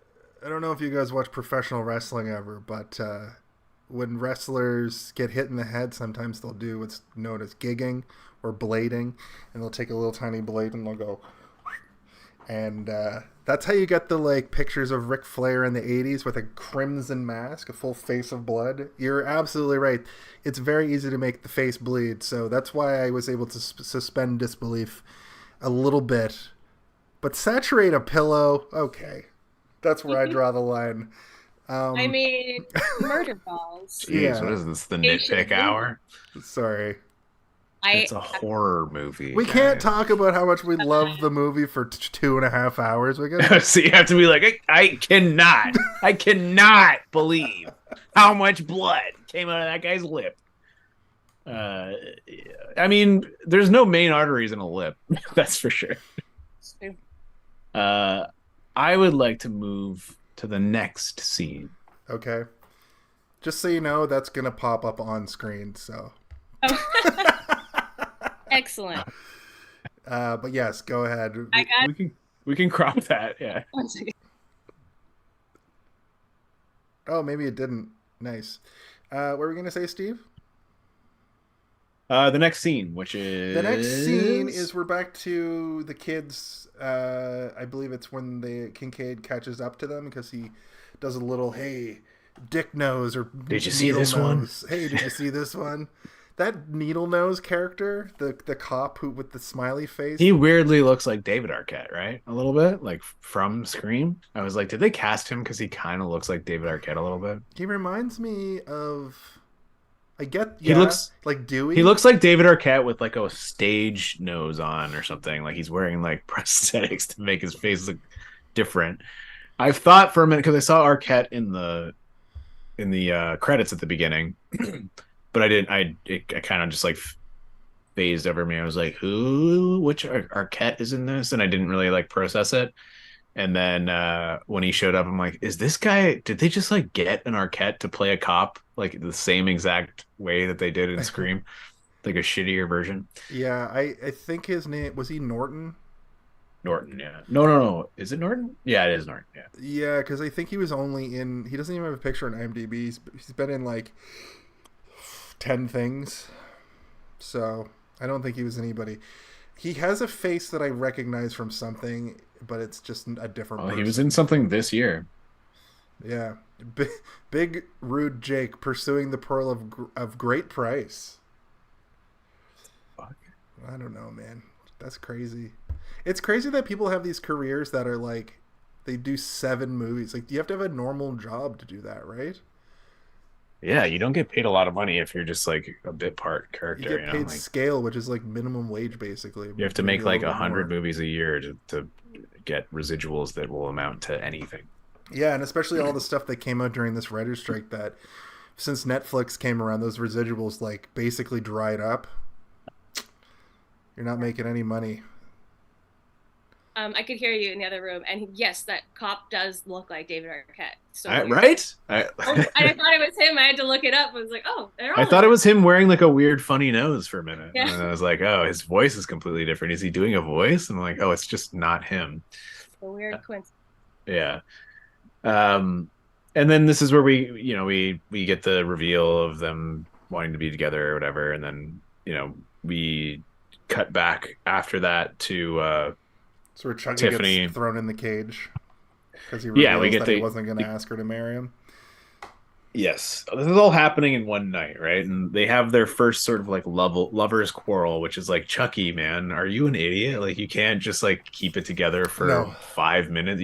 You just were brought back from the spirit realm of like Haitian voodoo French hell or whatever, and you immediately tell your longtime girlfriend that, no, I got that ring from some other girl. Yeah, no, I killed her. That thing's worth at least 5-6 G's. Come on, kid. She's like, oh, okay. Well, in that case, yeah, get in your hole. Locks him in a children's like crib because he's like, what is this? And she's like, it's a playpen. It's like, for what? For the baby. We're gonna. Oh, you still want to get hitched? Are you insane? I'm a doll. I'll be back in 1 second. Okay, and she locks him in there with a padlock, which is like, that means that she was already planning that he might. He might be like planning this kind of shit, or might be how he reacts, which is, I guess she knows him pretty well. If she's like, I have to make sure that he can't escape me, which I guess just plays into a little bit more how crazy she also is, right? Like he's crazy, she is just as crazy, which is why they're a match made in hell. I'll keep saying a match made in hell. I just loved all the scenes in her trailer. Just the that lilac, that sort of, there's a term for it. It's on TikTok right now. They're calling it whimsigoth. It's like that 90s witchy gothy crescent moons and kind of. Oh, like you would see it on like bedspreads of like little girls in 1998. Yeah, it's like a very specific vibe, and she kind of just captures it. She's amazing. That like lilac purple with like cats and I know exactly what you're talking about. Yeah, whimsigoth. Very Sabrina the Teenage Witch, but right. It's like Nightmare Before Christmas, but a little bit less creepy, like slightly nicer. Interesting. I didn't even consider that, but you're right, because even her. Also weird that the bathroom of her trailer is like, seems to be like 30% of her entire trailer. I mean, priorities, I guess. Yeah, I mean, if you love a bath, she has to have a horn foot bathtub, or a claw foot bathtub in a trailer. Like she has like the bathroom of a millionaire in a trailer park, which is like also great. Her character is great. Perfectly on the end, just waiting. It's centered in the middle of the room. She has a TV in there to watch her Frankenstein movies. It also looks like the bathroom kind of looks like a slaughterhouse, like the way it's designed. Like it has the grays and like the stainless steel and everything, and even the curtain, like that sort of like see through. It's like a slaughterhouse. I gotta tell you guys, I love the concept of whimsigoth.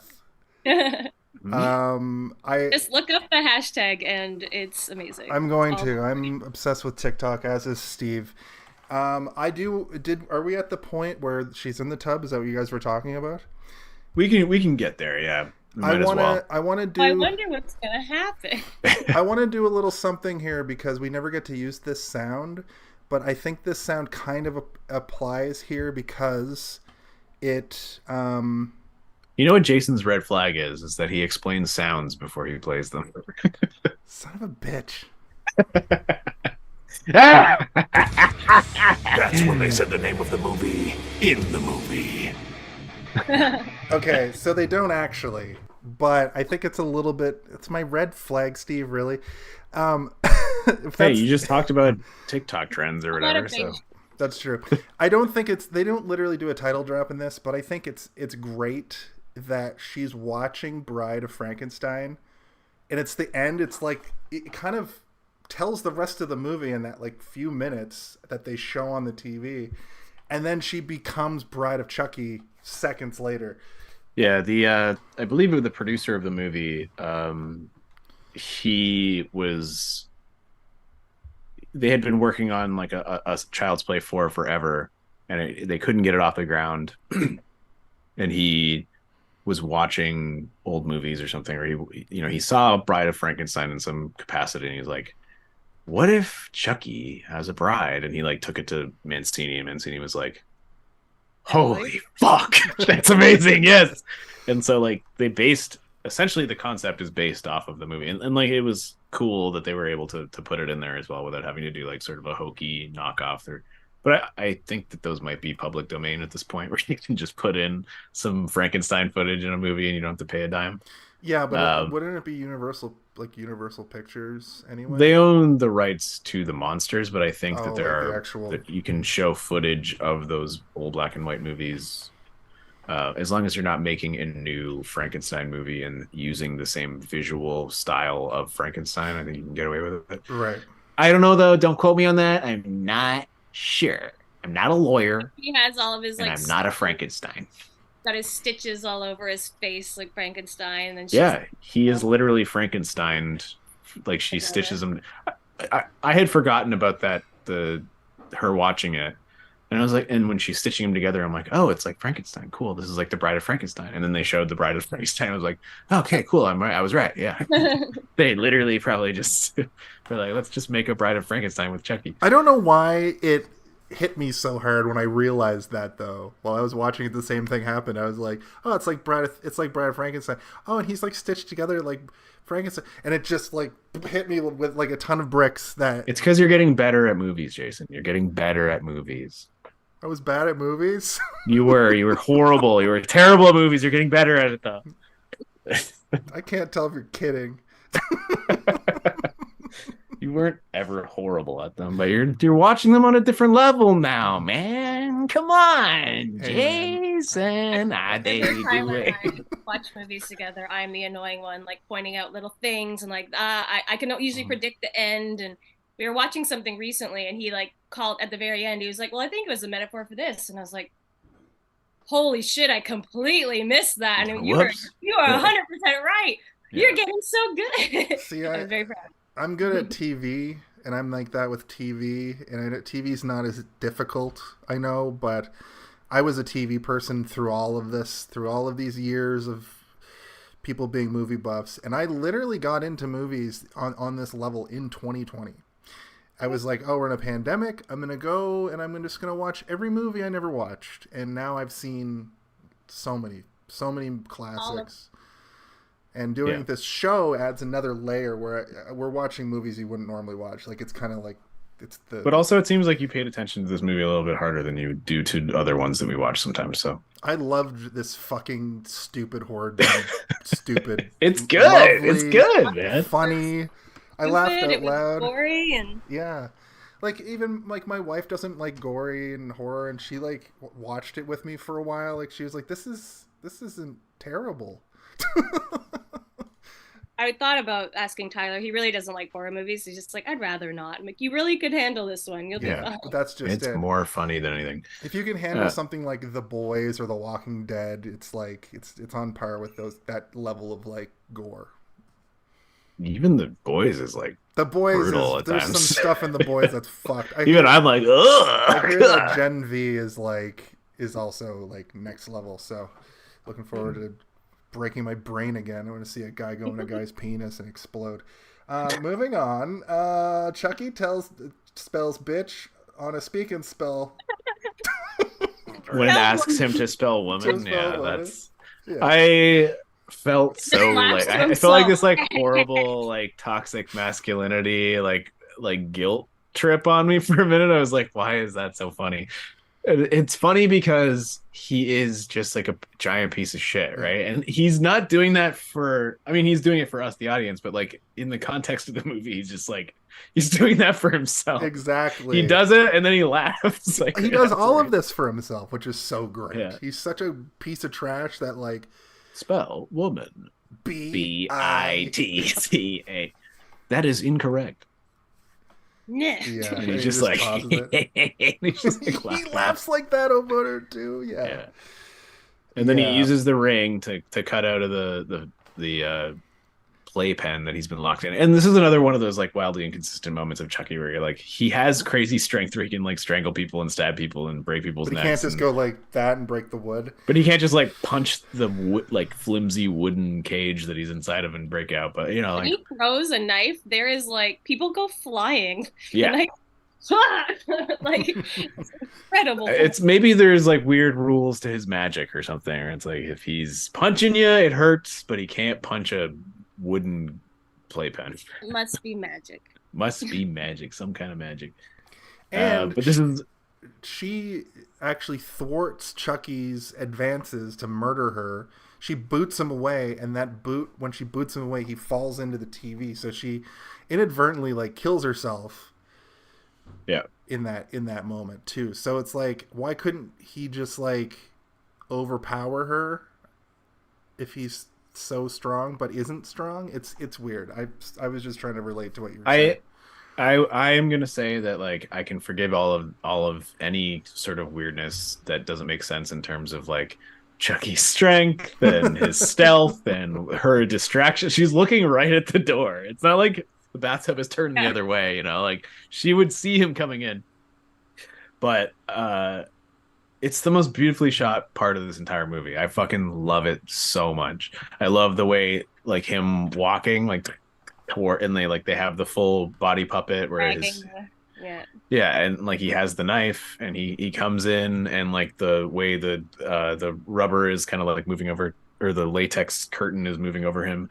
The fact that she's so enamored by the Bride of Frankenstein, and it shows like the most like palpable part of the Bride of Frankenstein, which is when the Bride of Frankenstein rejects Frankenstein, and you're like, oh my god, it's gonna happen right here. And then the idea is like, if Frankenstein was to just force the Bride of Frankenstein to be his bride, and that's exactly what Chucky does, right?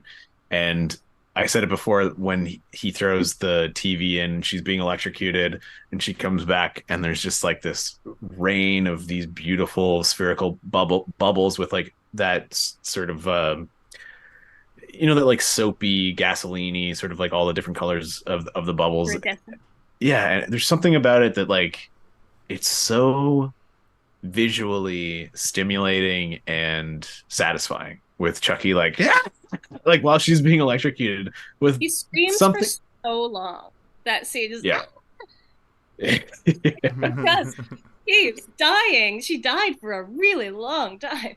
I think that there's something like it's because like bubbles are typically very much like a childlike thing, right? Like something that children are enamored by and they're made curious by, and they're obsessed with. You can go to like a group of 4-year-olds and blow bubbles, and you're a fucking wizard to them, right? Like it's something that usually only kind of appeals to a child, and to see this like horrific event being accompanied by these sort of like listing soft, slow moving bubbles while something like sparks are flying and everything. It's just, I don't know, man. There's something really, really, really good about it for me. In it too. Just like... And then we get Chucky doing his "Howdy doay Dembala," but he does it in love. such a like, you fucked me over. Yeah. You're done. Now you're gonna join me in your doll body, babe. Come on. Which actually works out for the best, because she, like, eventually she says, I did want to be closer to you, and this is probably the only way we could have done that. So, nice work. And she also provided the body. Yeah. She bought the doll as like essentially like a fuck you, right? Like, you don't want to get me. married Oh my, to that me. doll is boring. What a boring doll. Yeah. It had a weirder face than the Buddy doll too. Like, it was more like creepy without something inhabiting it. I found it's because it was like, for me, it's like I know what the Tiffany doll looks like so well in my mind. To see it without like the eyeliner and the makeup and everything, I was like, ugh. This Yeah, thing that's it looks horrifying. like almost like something you'd find at the morgue, you know, like doesn't look great. American Uh, Verb. but it also makes the transformation that much more intense and good. I did also want to talk about how the little details that they have with the animatronics in this movie are so great. The puppeteering is amazing. Yeah. When they're playing Blondie and she's literally dyeing her hair blonde, which is like, hey, on the nose, but hey, I don't give a fuck. This is great. um, Well, that's what I but what, want in a movie like this. I want on the of course, yeah, nose. yeah, definitely. It's like a heavy metal poster, like you just want a bunch of crazy shit, and like you don't need it to be subtle. You want it to be right in your face. But she's wearing a wedding dress under a leather jacket, which is like that's badass, dope, As cool. soon as I saw her transformation, I was like, I want to be this for Halloween. I'm sure Yeah. I've done it, but like wedding dress, some combat boots, leather Mhm. jacket. The thing though that like blew my mind about that sequence, which I'm like, I wonder how they did that. I'm sure I could think about it and I could probably figure it out. But they do a pan up and her hand comes up and she lights a cigarette. But she also like flips the lighter open, like and the lighter flips open and she lights it. They didn't need to do the lighter flip. They could have just had her, they could have had the sound as it's panning up and then her already with the lit cigarette lighting it and then blowing the smoke out. But they have it pan up and it like, and I'm like, did they have a little thing that like from inside the lighter that flips it up? Do they have a string off camera? Like, I don't know. But it's like they didn't need to do that. But the fact that they did do it and it's not CGI and it's a bunch of puppeteers being like, all right. And some guy's like, the thing like flips up. Like, it's crazy. They probably had to shoot that like 20 times to get it right, like so good. Sorry guys, I gush over this shit. I No, think I it's know. the greatest. I couldn't get over the animatronics in this whole movie. I was just sitting in awe because in the old ones, they're good, but the body will be like really stationary and there won't be as much movement in the face. By the time you get to the third one, it's kind of like the difference between Ninja Turtles 1 and Ninja Turtles 3, but it still feels a little uncanny valley. But by the time you get to this one, you have another 10 years of technology. The cheeks have like movement, like the eyebrows are always moving, like it's just the face is is fully moving. It's like it's very Yeah. realistic looking, I think is my point. And then on top of that, The word, they're actually like, it's not. I think in the earlier one it was kind of flappy, but in this one they have like vowels. They have Yes. like that's Yeah, incredible. the articulation in the first few were just like he talks, but then he also goes like he has like crazy mouth movements when he's angry. Whereas this, it's like there's full articulation where his lips are moving. There's a tongue in there moving around as well, which you're like, holy shit. We just saw Little Shop of Horrors, the musical, and we were talking about that movie because that had one of the best fucking puppets you've ever seen in my goddamn life. Yeah. That also the movie, the Rick Moranis movie. I watched like a whole thing on it recently about how they did the animatronics in that, and holy shit, it's crazy. They did it in slow motion. They lip Yeah. synced and then sped it up to make it like So like Rick Moranis is having to do his whole performance at like Half 1/3 the speed of how he would regularly do it, and like in the background and then they would speed it up so that this plant is like so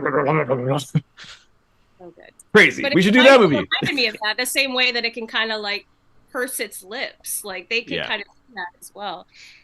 That's a Lost Pages, I think. I was gonna Jason. say, I think that, Yeah. and even like the movie Buffy the Vampire Slayer would be a good Lost Oh. Pages. With Paul Rubens. Yeah. Ugh. Yeah. We're gonna do a loss. We're gonna stray from the regular four. We're gonna do a month of just iconic horror people, but a little bit more off the beaten path. And I think Little Shop of Horrors is at the top of that list, and we'd love to have you back for it. Excellent movie. I can talk about it all fucking day. Hey, did you guys know that Jennifer Tilly is Canadian? I think I did at one point. That does ring a bell. She's born of an Irish and a Chinese immigrant Oh. in Canada. Oh. Mm. That She's so cool. She's such a yeah. cool person, man. She seems like she'd be just a cool person to sit down and talk about Chucky with. All I want to do is sit down with Jennifer Tilly and talk about Chucky forever. Anyway, so we're not really that far in the movie, but at this point, Jennifer Tilly now it's just the gets road killed. trip bit. Yeah. Yeah. You don't care. Yeah. There is Baby Katherine Heigl is very sweet. She's very beautiful, and these characters are just kind of one-dimensional, right? They're just kind of they're conduits, and they end up just being vessels. So it kind of makes sense. They're just kind of filling the space there. The void that we need, which is the driver's seat of a Winnebago. Well, there is one scene though that we forgot to talk about, which I'd like to a little bit, which I've seen dubbed as like a pointless scene, and I'm like, I don't think it's pointless. I think it's completely pointful. It has like a lot of points to make, which is the scene where they're getting rid of Damien's body, and we are introduced to the fact that Tiffany knows the boyfriend character whose name Billy probably. Jesse, I don't know.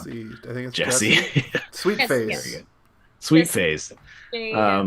But this is where she gives him she basically is like, come over and have sex with me, and he's like, no, which then I'm like, wait, maybe she doesn't fuck people, or maybe she was going to try and get him to kill someone. I don't know. But anyway, this is where she like starts to reveal that like she has sort of these ideas of what a relationship is and what's important in a relationship and how you should act with your partner. And this comes back later in the movie, which is this is where the line, like, you know, if you're gonna make dinner, the least you can do is do the dishes or whatever, right? And it becomes an actual plot point at a later point, which is like how they escape from them, right? And I don't know, I think it's nice that he's like seeding these things and allowing us to understand who Tiffany is more so than Chucky. I guess like the other movies, we're supposed to already know that Chucky's just kind of like a shitty person, right? Tiffany has a sweet streak, I think, too, and we see that with the change of heart at the end. But even she wants to be happily married with like a family. She wants to have children, and she wants to be her homicidal genius boyfriend. Yeah, she wants her husband to go out and go to work, and his work is murdering people, and then come home and be like, I killed 4 people today, sweetheart. That's nice. Thanks. While they raise a child together. But that's how they get their money, probably. I'm like, that's not sustainable. But if you're killing people with money, then you get the money. Yeah, don't you know that ring was worth at least 6 G's? That'll last you years in 1998. $500 is getting them that excited. You had 6 G's. So that's is that the scene directly after? Yeah, because she's about to leave. And, and then. Yeah, we already went through the death and everything, the doll transfer. But to get him to get the dolls, she has to like call him and be like, "Can you take these dolls for this money?" And there's $500 in it for you if you take the doll. And he's like, "Why can't you just take them yourself?" And she's like, "They're not just any dolls. They're like special dolls." I'm actually surprised that the drug element wasn't more prevalent, because I was immediately like, why doesn't that kid be like, I'm obviously running drugs? Yeah, are these dolls full of drugs? Are they full of cocaine? Yeah. We'll be set for life. Because then there would be a scene where he tries to rip the head off of Chucky, and Chucky's like, "What are you doing?" If you've seen any other Chucky movie, anytime he gets picked up near the end of the first 3 movies, he immediately freaks out, pulls arms, and like tries to kill you. Yeah, so Jesse agrees to this, and he immediately goes to see his girlfriend Jade, which is such a fucking 90s name to name a teenage girl. Played by Katherine Heigl. I know like a lot of Jades in real life. I'll tell you right now, none of them are white. None of them Not are a single white. I've never girls, met a white person named Jade. Jade, yeah. And they he basically gives a speech like, look, we talked about it earlier, but look, I can provide for you. I got $500 now. I got $500 coming down the pike. We're set for life. Yeah, let's move to New Jersey and fucking get married. And that's sort of sets off the road trip element of the movie. But at this point, Kincaid, John Ritter's character, he comes and he tries to sneak some weed into the van. Which was like, that's when I was like, why isn't this a thing where Jesse thinks that there's drugs in these dolls, right? Like, that's when it dawned on me. But basically, he sneaks in, he uses a jimmy to get into the locked up truck. One of the first times in movie history that, like, the truck is just fully locked all the way around. It's great. I love that it's locked, that he was, like, responsible and locked it. I feel like that should have been, like, the cop being like, maybe he is responsible. Yeah. Like, but he gets inside. He locked his van. He plants the weed, and then the dolls start fucking with him. And you watched this movie 3 times. Mm-hmm. Can you explain to me what the trap was? Because it doesn't make sense in my head. Or Becca, maybe you can shed some light. The little trap that they set up with the nails. What was it attached to? Airbag. Somehow, yeah, they somehow cued it, like laid. He like he put the little sparks together and it made the airbag go off, and all of the nails were set up on sort of like the dashboard where the airbag comes out. So it's like shot the nails into his face. That like didn't play for me. Like I was watching the movie obviously, but it didn't. It seemed like they had them lined up across the dashboard, but I guess that's where the airbag comes out. But I thought it had something to do with the glove compartment opening, and that wouldn't produce enough, Yeah, thrust. They just like they just fall off. They like just it goes up and they just like roll back. Yeah. No, it's the airbag goes off and shoots. So the idea that they were perfectly positioned to go like that's some amazing physics that happened to work. Yeah, it doesn't make any sense, but it's like a fun kill, right? Fun way to die. He's a professor of physics. So yeah, and then that's when Chucky says the great line that's like, that looks familiar. Another reference to an iconic I also looked up when Hellraiser came out, because I was like, would he have been the doll at this point? Does that mean Chucky went to go to the movies and saw Hellraiser? He probably did, right? So Charles Lee Ray was turned into the doll after Hellraiser came out. So and very close to when Hellraiser came out. So in the terms of like timeline, it's very likely that Charles Lee Ray went to go see Hellraiser. Charles Lee Ray probably loved Hellraiser because he's probably like, wow, man, now this, where do I find me one of these boxes? That's the like, I watched that movie recently, but it took me years of starting it and then turning it off to actually get through it, because for an 80s movie, it's like the opposite of all the Grimoire. It's actually like gross and foreboding and makes you feel so uncomfortable and weird. It's also scary, it's man. Scary and it's weird. It makes you feel like anxious, like tight in the chest. Yeah. I've never seen it, but I love the Cenobite design. Yeah. Like I love the Cenobites are the least scary part of the movie. Yeah. Yeah. So that's the part I've seen. I've gone down a TikTok rabbit hole of just all the actors and all the prosthetics, and I'm like, oh, this sucks. It's the uncle. If anything, the Cenobites in the first Hellraiser movie are almost like the saviors. Yeah. Like they're there to help. And it's like you think that you're going into this movie to see these like hell creatures that are gonna just like do fucked up shit. Which they do, but they do to a person deserving. And the person deserving, way worse than the Cenobites. way, way worse. Yeah. Frank, we've come for you. Come to Frank. daddy. Come to daddy. Daddy. It's scary. It's a weird movie. I watch it with the lights on. It's fine, honestly, but like watch it in the daytime. I watched the remake. I kind of like it a lot. It's kind of great. Yeah, they make a character who's not quite as bad as Frank, but he's still pretty bad. Cool. I'm gonna watch that soon. I just watched a bunch of clips of the actors like behind the scenes of that one, like on lunch break with their with like pins in their face, like and like laughing he's eating soup. Like, we're only allowed to drink liquids. Yeah. Like straws, like through like, the guy like the chatter, like with his crazy teeth, like. So Kincaid is now dead. Chucky and Tiffany very quickly clean up a horrible mess of blood and stuff them in a box. See, this is where like the things don't make sense, because how did they clean up that much blood? They do this a couple times too throughout the movie. They clean up so much blood so fast, but also They're professionals. 2 tiny dolls just like stuff a full-size man in a box.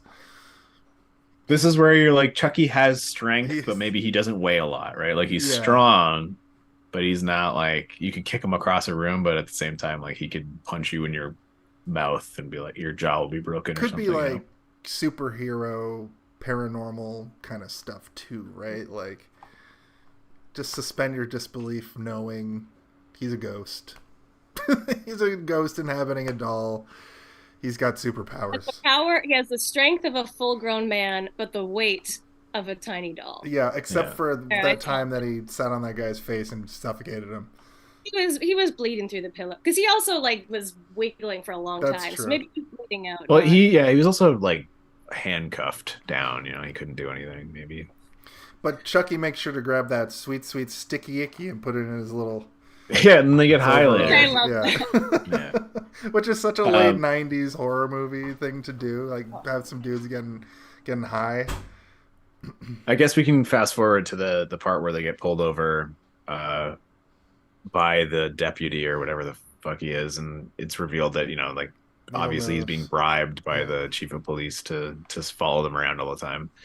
This was my favorite scene of the whole movie, was him crawling and that guy like, fucking doll. Yeah, that's a mean doll, man. Well, actually, it's funny you should say that, because I have a note here that goes, my wife comes into the room right when the doll gave the guy getting high the finger, right? The guy's in his van, he gives the guy the finger.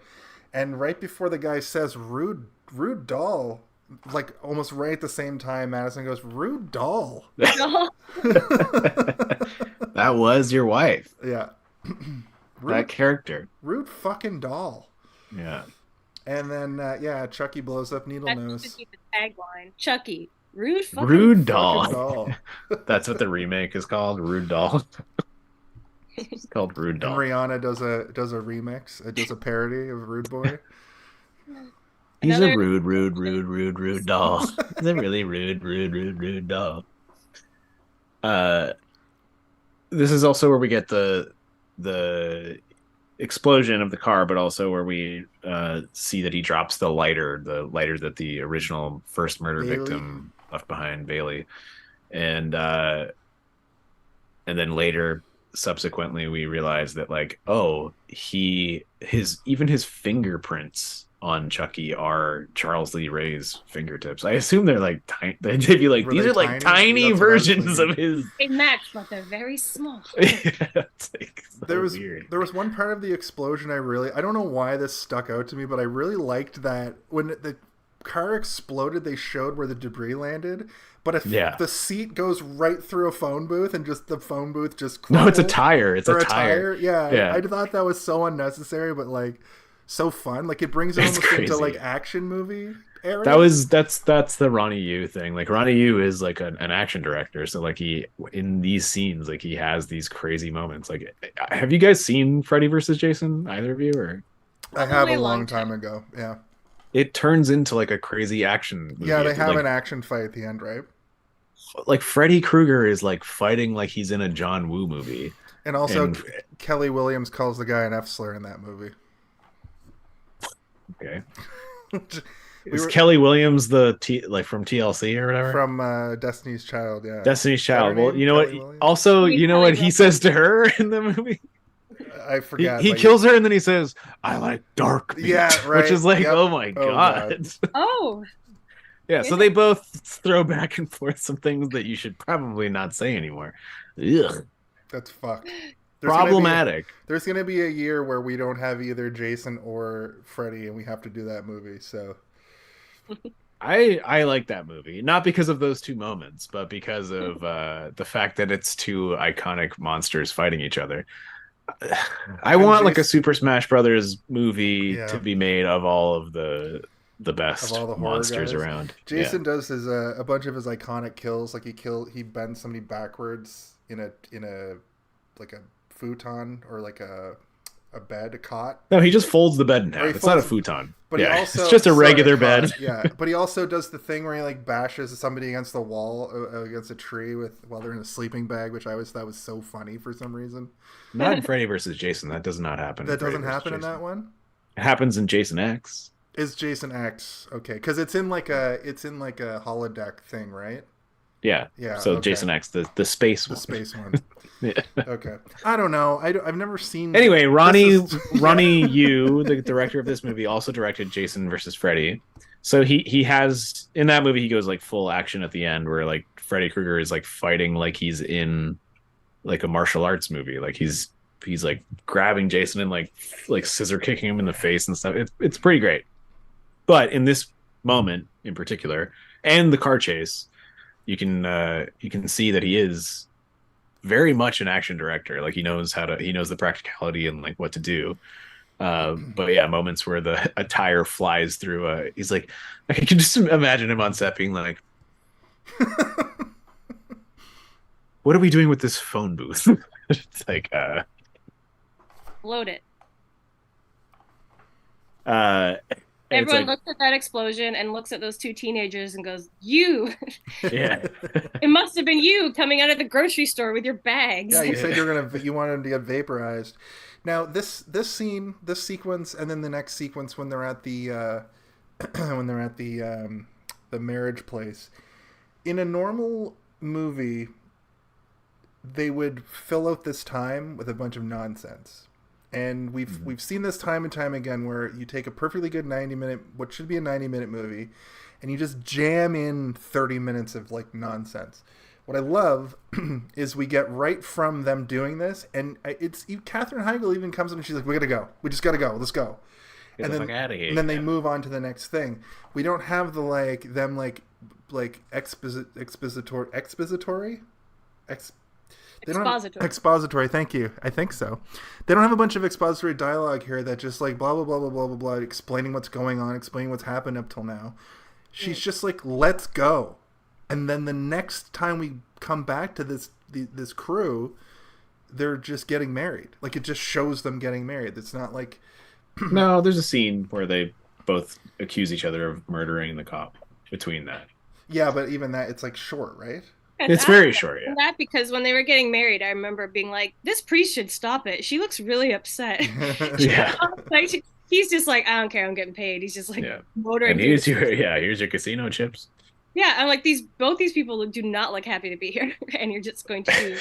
We're also both supposed to be like what, 17, 18? Yeah, like, they're in high school still. I but think. Katherine right? Heigl was 21 at the time. He lives in a trailer park, so I'm assuming he's older. Maybe I'm getting that. Whoa, Jake! He has his own apartment. What's he doing hanging around with a high school girl? I don't know. He's That's a pervert. True, yeah, maybe she's just turned 18 and he's like 22. That doesn't make it better. It makes it better than him being like 25 and her being like 16. I guess. If you say so, I was trying to give her uncle more credit. I'm like, why? What's wrong with this guy? He seems fine. But he also was dressed up like he was going to go to the prom too, right? In the 1970s. Yes. Yeah. He's like, I got this suit off my dead grandpa or whatever. Why did they bury him in a leisure suit? That stuck out like a sore thumb to me. I've been thinking about this for a couple days. What were those kids going to do? Did they lie about prom? Were they just going to a dance?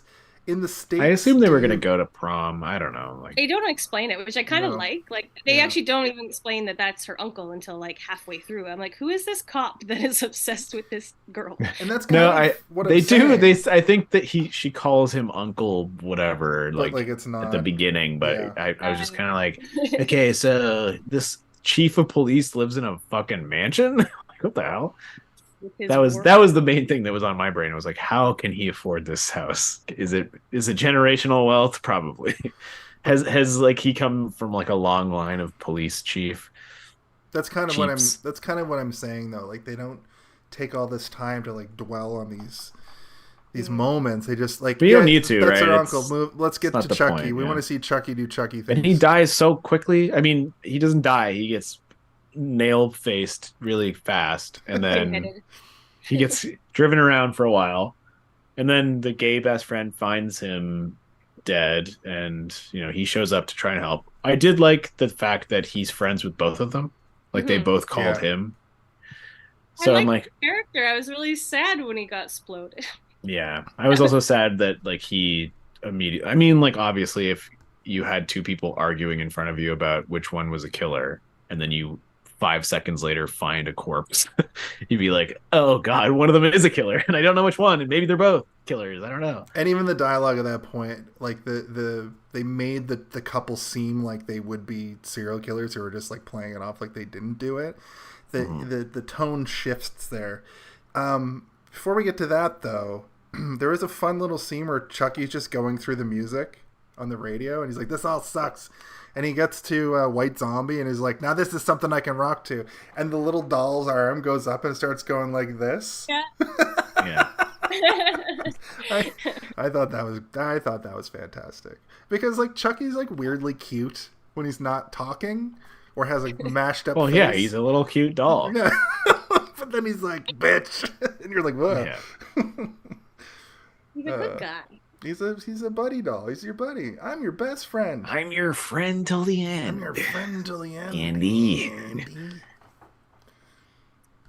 Yeah. Well, I mean, after the motel scene, which we get this weird sort of like crooked con couple who I don't know if they were just bursting in their room specifically for the con or if they were actually mistaking the room for a thing, but like I don't know, who cares? They're like a weird horny couple who like, why don't we all just And she's like, sucky "I'm sucky 17." motherfucky. Yeah, we're children. Yeah. And then they steal their money. Waterbed death, though. The waterbed did not have to explode, but again, an extra explosion where one was not needed. Great. That's that's another Ronny Yu being like, have you seen Warriors of Virtue, my masterpiece? I couldn't believe, like, while they're getting diced up, I'm going, man, I wish they were showing a little bit of this. But the reveal the next morning of their bloated dead bodies with all the blades sticking out of it was so fucking good. Such a good payoff. With what's her name? Kathy Nanjami as from Hocus Pocus and every 90s sitcom. King of the Hill, Peggy Hill. Peggy Hill, yeah. Yeah. Oh yeah.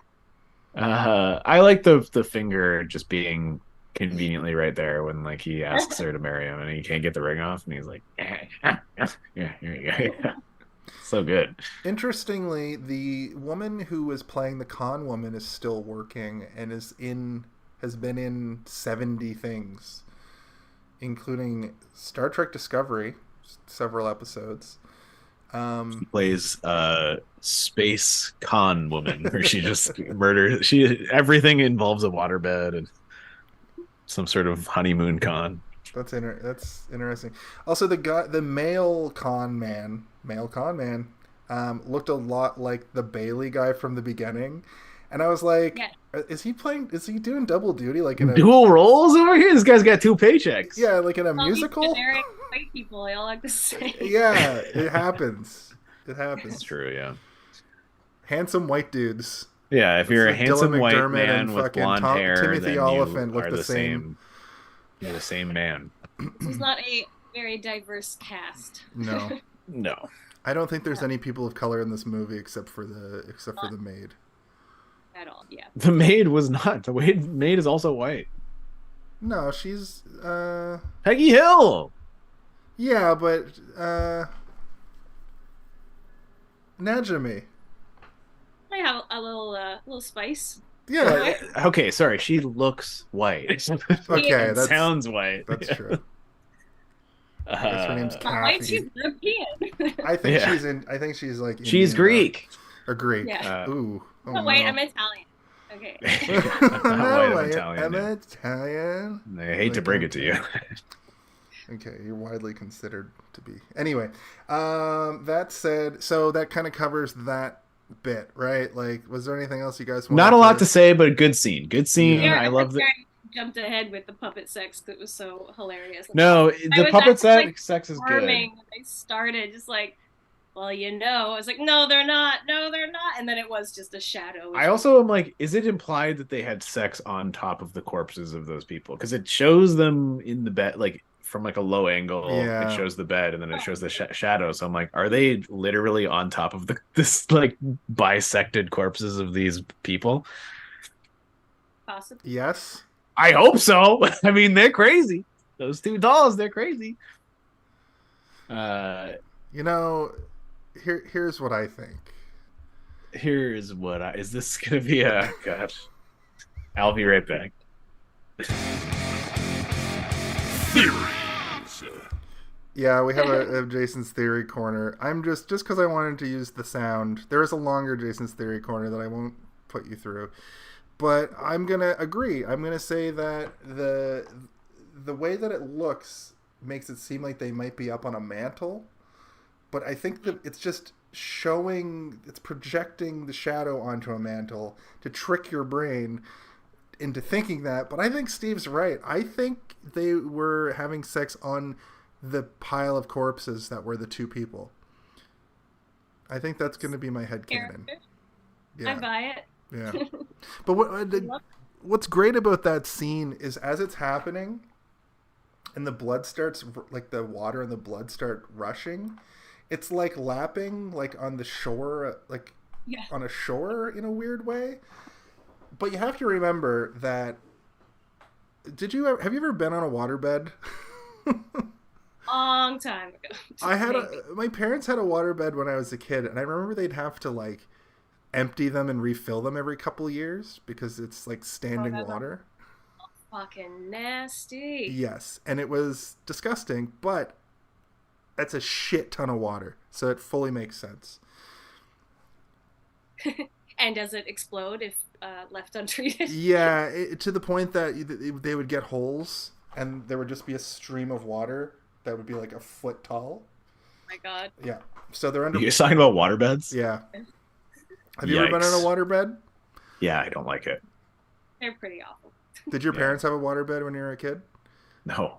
My parents aren't fucking perverts. My parents swingers. My dad was a drug dealer. So. Yeah, because your parents probably had weird sex parties. Well, don't do that. Don't say things like that to me. But you're probably right. But don't. If you own a waterbed, you're having a sex party. I guarantee it. Don't do that. Especially if there's also a beanbag chair in the room. There were no beanbag chairs. Waterbed is not very conducive to sex, though. Like you need something.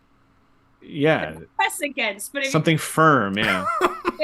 Everything's gonna move at the same time. Yeah. You get a lot of movement. You're just like wobbling around, making like, are we getting? It's like everything's just moving at the same time. Everything goes together. Are you in? I'm in, but like, what the heck? Oh, I remember being a little kid and falling, like not being able to like be on the bed, really, and falling in between like the side of the bed and the water. Yeah. Because you can't stuck like there and being like, this is more comfortable than lying on the bed itself. Exactly, because you can't like get your. Awful. I do remember being on a waterbed when I was younger and thinking it was like I thought it was like kind of cool, but at the same time, I really didn't also like it. There was something just wrong feeling about it. Yeah. Yep. Now I have more reasons to fucking hate it because of all the things Steve's now said to me. Yeah, your parents are fucked up perverts, Jason.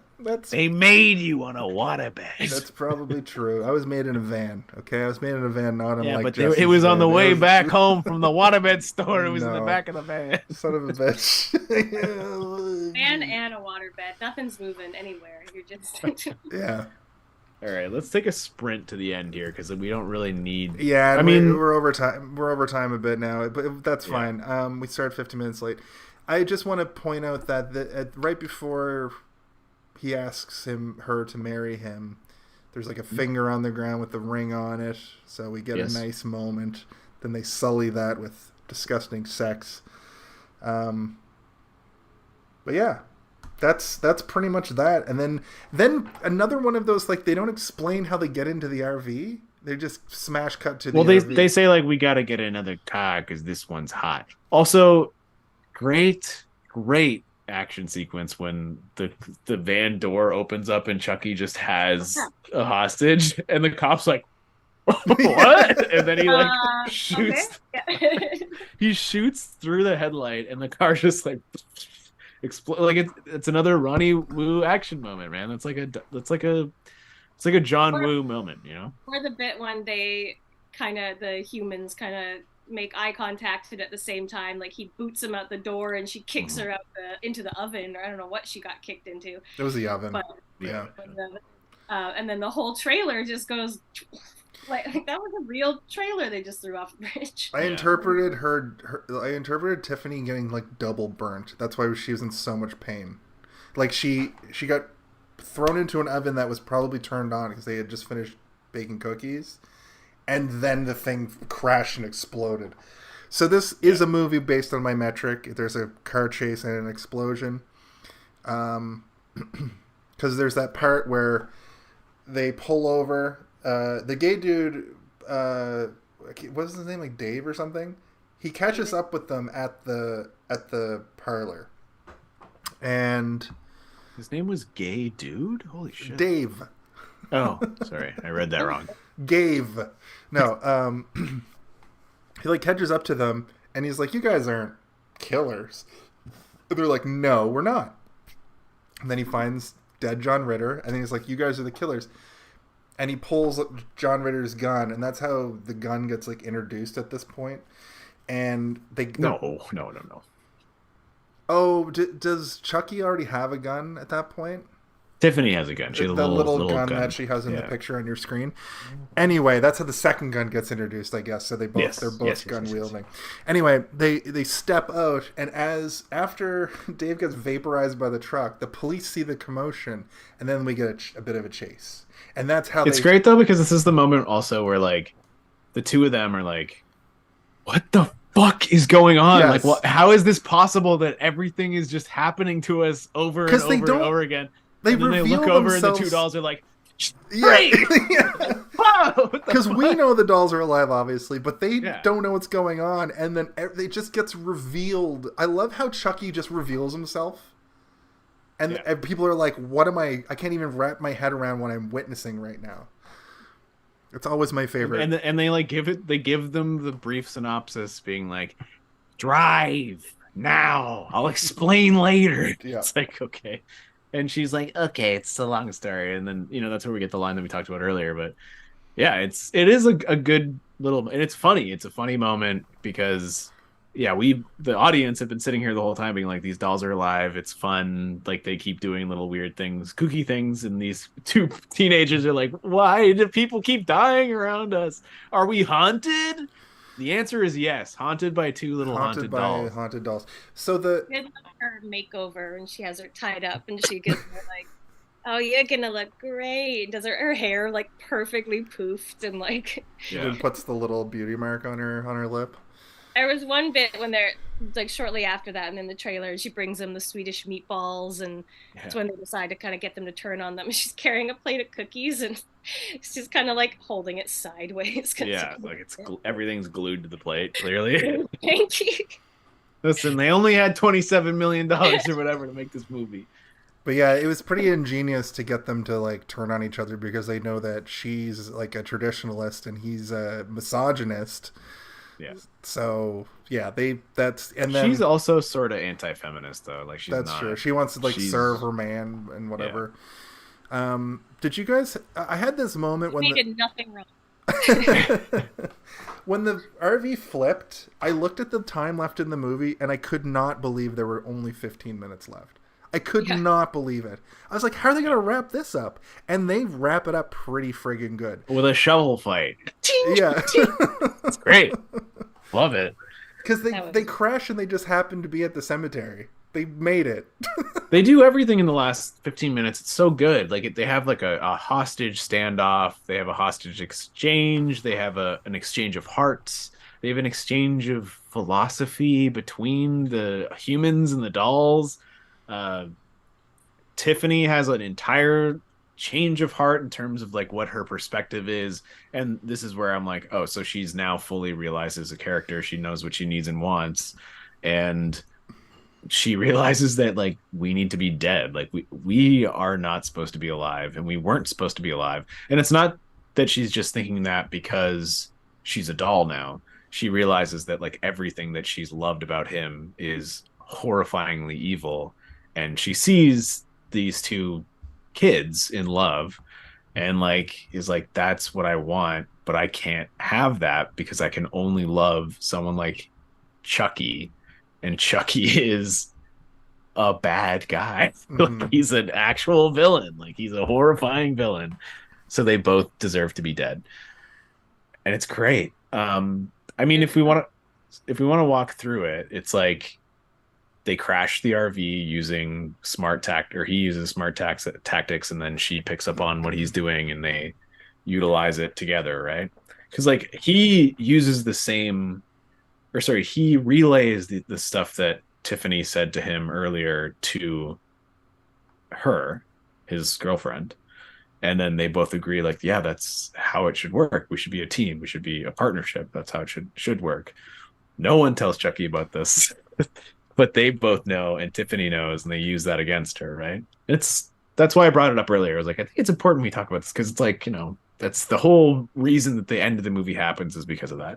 Seems maybe like a rewrite, like they like had this whole script and they're like, why it doesn't make sense. And it's like, what if Tiffany really wants somebody to do the dishes for her? Okay. I mean, that's good enough, I guess, for like a movie about crazy dolls. Pick what could be her last straw, considering how much she's willing to put up with and how much she actually enjoys the killing and the awfulness. And it's like, I don't know, just she's so done and like actually toasted by the end. Literally toasted, yeah. I was like, you know what? Burnt out, yeah. You guys are looking pretty deep for a moment that in the same breath has Jesse do the most action man, grabs a electrical wire and puts it into the fucking gas, and he does an action man jump and it explodes. Like that's how that's the versatility of this movie. Like there's so many things happening all at the same time that you don't have time to like get bored. You know? No, I mean it's messy, but every scene has something that's going on, and it's purposeful and it's good. And like I like this Chucky a lot. It's up there with the best Chuckies in my mind. Right in the middle of the Chucky movies, and I like this one more than I like a lot of them. And it's the 87 minutes, man. I like a short, concise movie. When you get into I think you just like a short movie. No, but I like a 2-hour movie, and I like Marvel movies, and I like good, like I like Oscar nominated movies which are long, but sometimes there's just like mid movies that are long, and you have these plotting fucking plots that just go on, and they're just like doing stuff. You telling me a plot is plotting? Plotting what? Tell me. They're just doing stuff, and I hate movies where there's just things happening, because the movies were designed to go out with your family to the movies, or go out on a date, or go out, movie night. They're just designed to be long, and I hate that. And Last Action Hero has stuck with me clearly, because that is just a movie that's designed to entertain kids for 2 hours and 15 minutes. We're going to the movies tonight. That's we talked about that movie last week. Let's not talk about it anymore. I know, but as it relates to this, I was in and out in 87 minutes, and I didn't have a bad time for a second. Everything that happened in this movie was fucking either hilarious or was like horror tropey, like, which is just fun to look at. It's like interesting, So why don't you just tell us about the ending, and then we'll go into our final thoughts. Well, the ending, the Winnebago blows up, and Chucky takes a girl hostage. What's her name? Jade. Of course. But she's carrying him while he has fun on he's her. like, you're going to carry me all the way to the graveyard, or else I'll blow your brains out. God, could she not just, like... Throw him off the bridge? Like, gotta go. How good of a shot are you while you're flying through the air? But all right, sure. These are all things you have to just, don't worry about it. It's the end of the movie is coming. These are all things that would have increased the runtime if they had worried about them at all. They could have done a thing where really slowly, or like he's got handcuffs and he handcuffs himself to her, and like she can't get rid of him or something. There's things you could do. That's true. The handcuff thing would have been good. Yeah. And then he takes Tiffany hostage. So they each, the males both take the females hostage, which is, ugh, come on, guys. Tiffany has already proven to be a dope ass character. Maybe she should have taken him hostage, and Chucky was the one being like, "Whoa, come on! You don't need to kill me yet. I'm about to get turned back into my real body. Come on!" But I guess he's supposed to be the evil one, and then she has the heel turn at the end. So I think it makes sense, I guess. But that's the police coming for you, Jason. I'm a pervert getting Yeah. policed. I mean, We heard that there's a guy over here who only likes 90-minute movies, and that's illegal. In podcasting. So they get to the graveyard. Luckily, we just skipped over this earlier, but because Charles Lee Ray's fingerprints have been found at multiple crime scenes, they are excavating his corpse to make sure he's actually dead, I guess. I don't know. There's no real explanation why. It's like, there's definitely a corpse down there. We buried it. But so when they get to the graveyard, it's already completely exhumed. And then Chucky shoots the grave digger in the head, I guess. Like, it shows like Charles Lee Ray's gravestone, and then all of a sudden you just see like a bunch of blood go across it, and he's like, "All right, get down there and open it up. I want to make sure that it's in there, the amulet's in there." And then she goes in, pulls the Broke my fucking neck. Yeah, you broke my neck. She rips the she doesn't daintily. I mean, to be fair, it's full of rats. Like, Yeah, what do you? It's pretty dust, anyways. Why was it full of rats? That body fucking has been in the ground for like 10 years. because it's a spooky graveyard on Halloween night. Okay, fair enough. Fair enough. She rips the necklace off. It pulls his head off. He goes, "You broke my neck."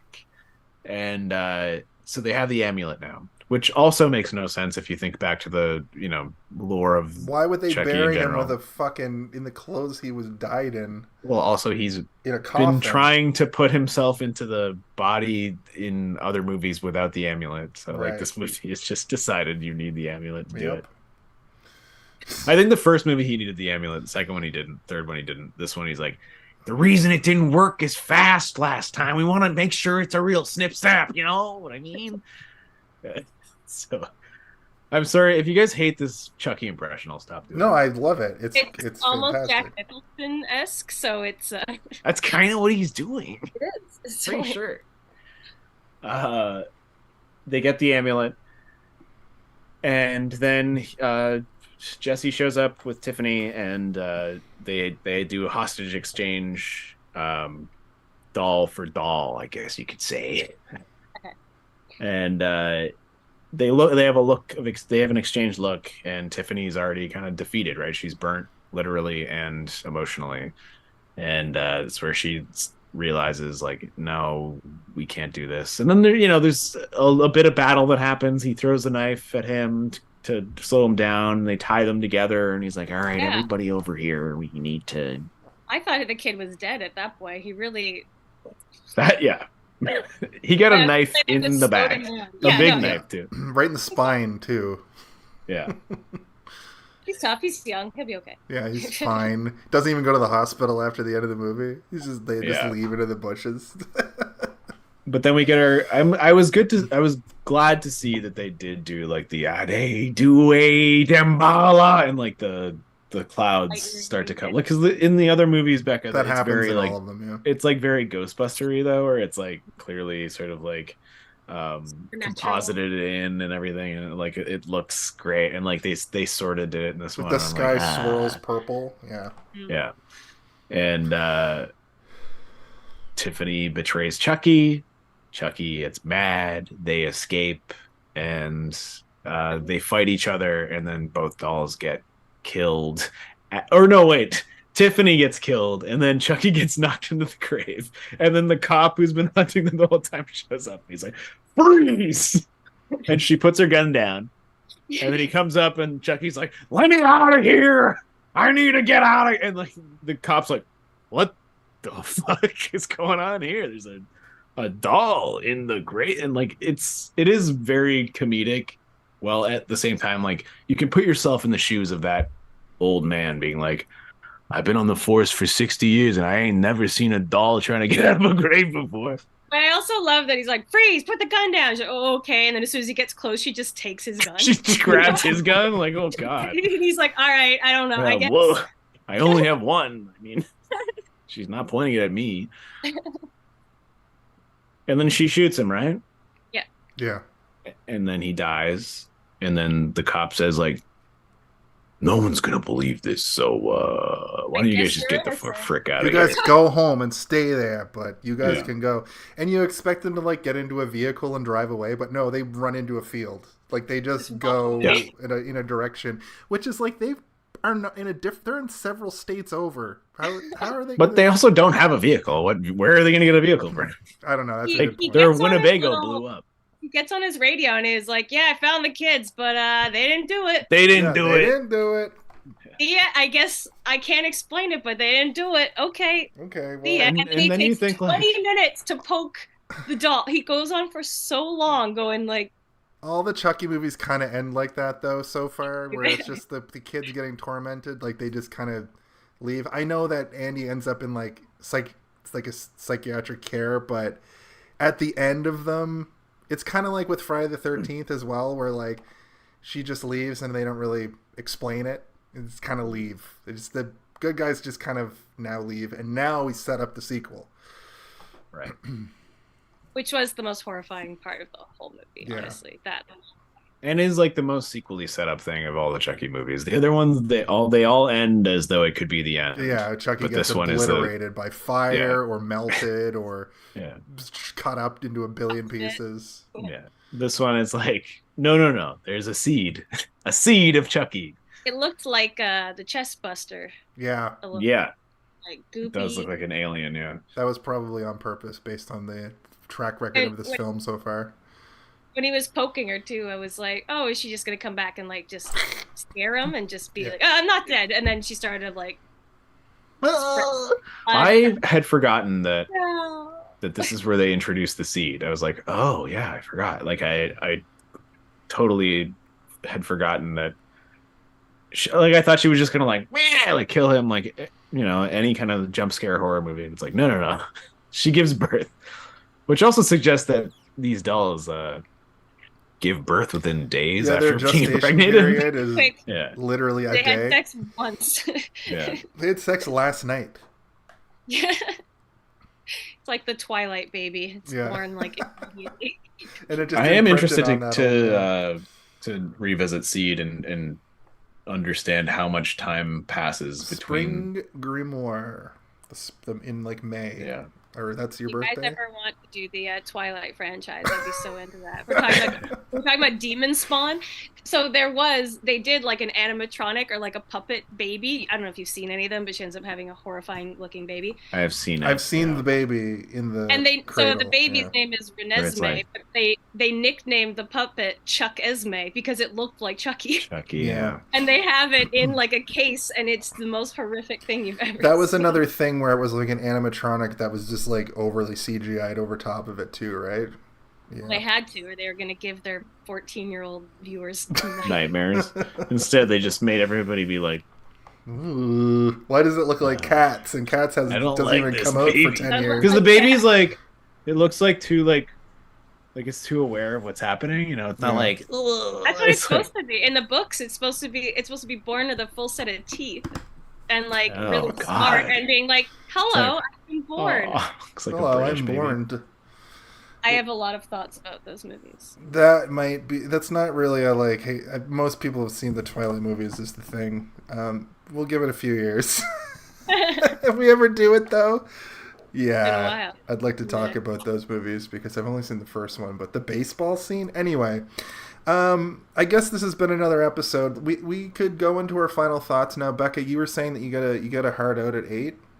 I do. I haven't had dinner yet. Okay, well, why don't you... Here, I'm going to just play the little thing. We'll do this quick. We'll do this right quick. How about? It's time for our final thoughts. So, Becca, why don't you give us your final thoughts and, like, a rating?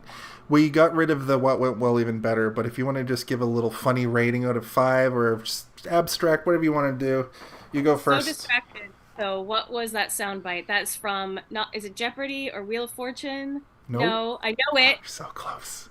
I know it. What is that? Same era. Same era. Think back to your childhood. Bob Saget. Oh, Funny Home Video. There you go. Jesus. Easiest thing.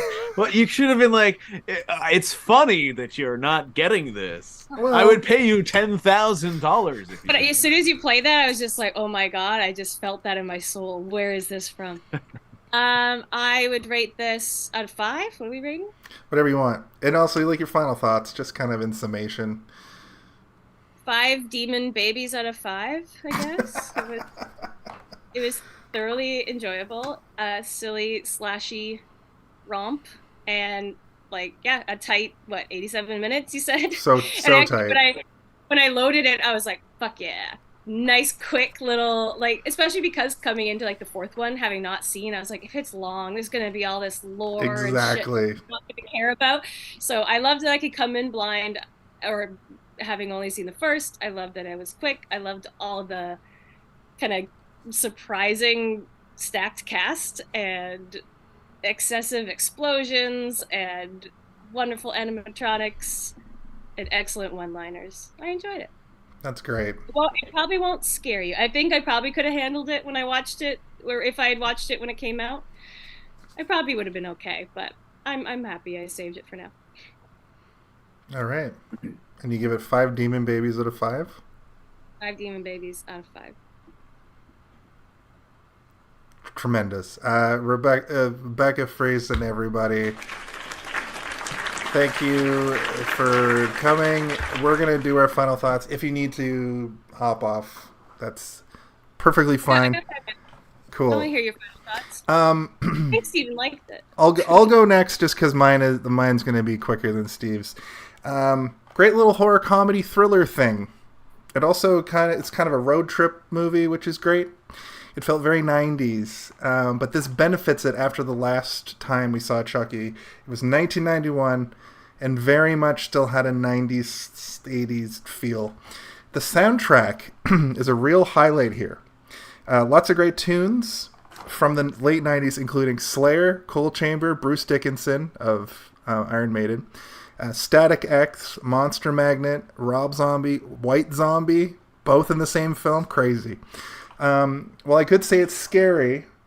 Well, I would say it is scary. It did have a couple... No, sorry. Well, I wouldn't say it's scary. Thank you.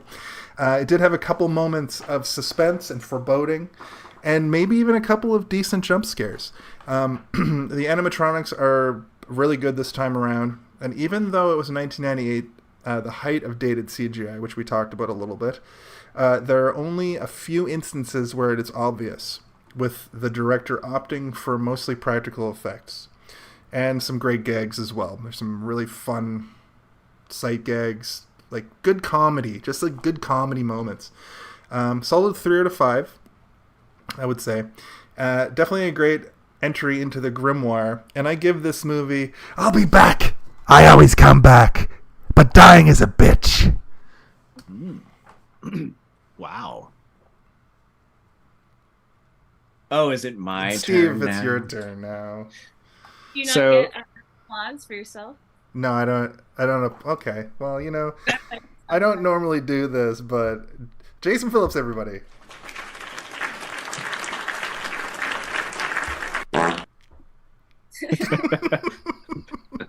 Oh my. The whole audience farted all at once. It sounded like one fart though. It's really, they're a good audience. They're They're a good audience. They're well trained. yeah. So I love this movie. I love almost all the Chucky movies in their own way, but I like this one in a different way because it's the one that pulled me in. It's the one that made me realize that I could watch Freddy, I could watch Jason, and I could go back and watch Chucky, the thing that I was the most scared of. It's not a great movie, but it is a great movie for me. I love it. I think Chucky is the most interesting of our grimoire subjects. The thing that we base this month off, the second month in the year, and all the way back to this month again. I'm glad we finally reached the Chucky that I love, because I liked the first three, but this is where I start to love Chucky. And there are tons of people that would disagree with me, but I think this is when Chucky becomes the Chucky that we kind of think of when we think of Chucky, where instead of it just being a homicidal maniac trying to escape his body, it's a homicidal maniac with a real personality, where he's not just like, I really like killing people. He's like, no, I also, I have goals. I've got some goals I'm working towards. Got hobbies. I got a girlfriend. I got a girlfriend now. I'm married, I think. And if you like Chucky and you haven't seen this, then I don't know why you like Chucky, really, to be honest. If you don't like Chucky, then you should watch this, and you might, because it really gives you a fun understanding of the character, even though I've said a million times he's a terrible, terrible person, and I don't. It's not like I want to be Chucky. I don't want to be his friend, but I like watching him on screen. Yeah, I think it's a great movie, and I'm excited to revisit Seed, because I haven't watched Seed in a million years, and this one made me want to get back into it, especially after watching the Seed itself appear at the end, which I was like, I forgot about this. They literally did a sequel bait, and it paid off, and it continued to pay off, because there are Chucky movies to this day, even though, like this movie and the movie previous to it, it took a long time for them to get it back. The Curse of Chucky reinvigorated interest to the point that we now have the Chucky television show, which people seem to like, and I like.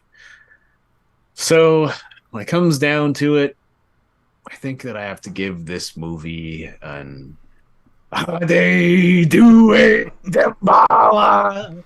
Give me the power, I beg of you. Just one, though. We're all getting applause tonight. Fart. We're all getting applause tonight. Damn it. It's fucking... No, mine was... Oh, Jesus. One last thing before we go. The little matter of... The MPAA, everyone. The MPAA. Wow. This is wow. This is movie 36264. If we didn't have that sound effect, I would cut this. The MPAA, you know what it is. Anyway, this has been another episode of Hey, did you see this one? Once again, please put it together for Becca Friesen. You just get so many applause. If you have anything you want to pitch... Oh, God, stop. Sorry. If you have anything you want to pitch, you can pitch it now. Yeah, now's or the we time. can get the heck out of here. No, and I love it. That's, like, I've only had a couple guests. We've only had a couple of guests that actually are like, yes, actually, I have a podcast. But thank you. You're welcome back anytime. Hopefully we do a little shop of horrors. But we just have to ask the same question we ask each and every week. And Becca, why don't you ask that question for us? Hey, did you see this one? That was the question. You got it. That was kind of... Hey, Oh, see this one?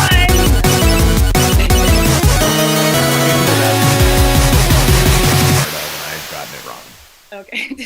No, it weirdly catches people off guard.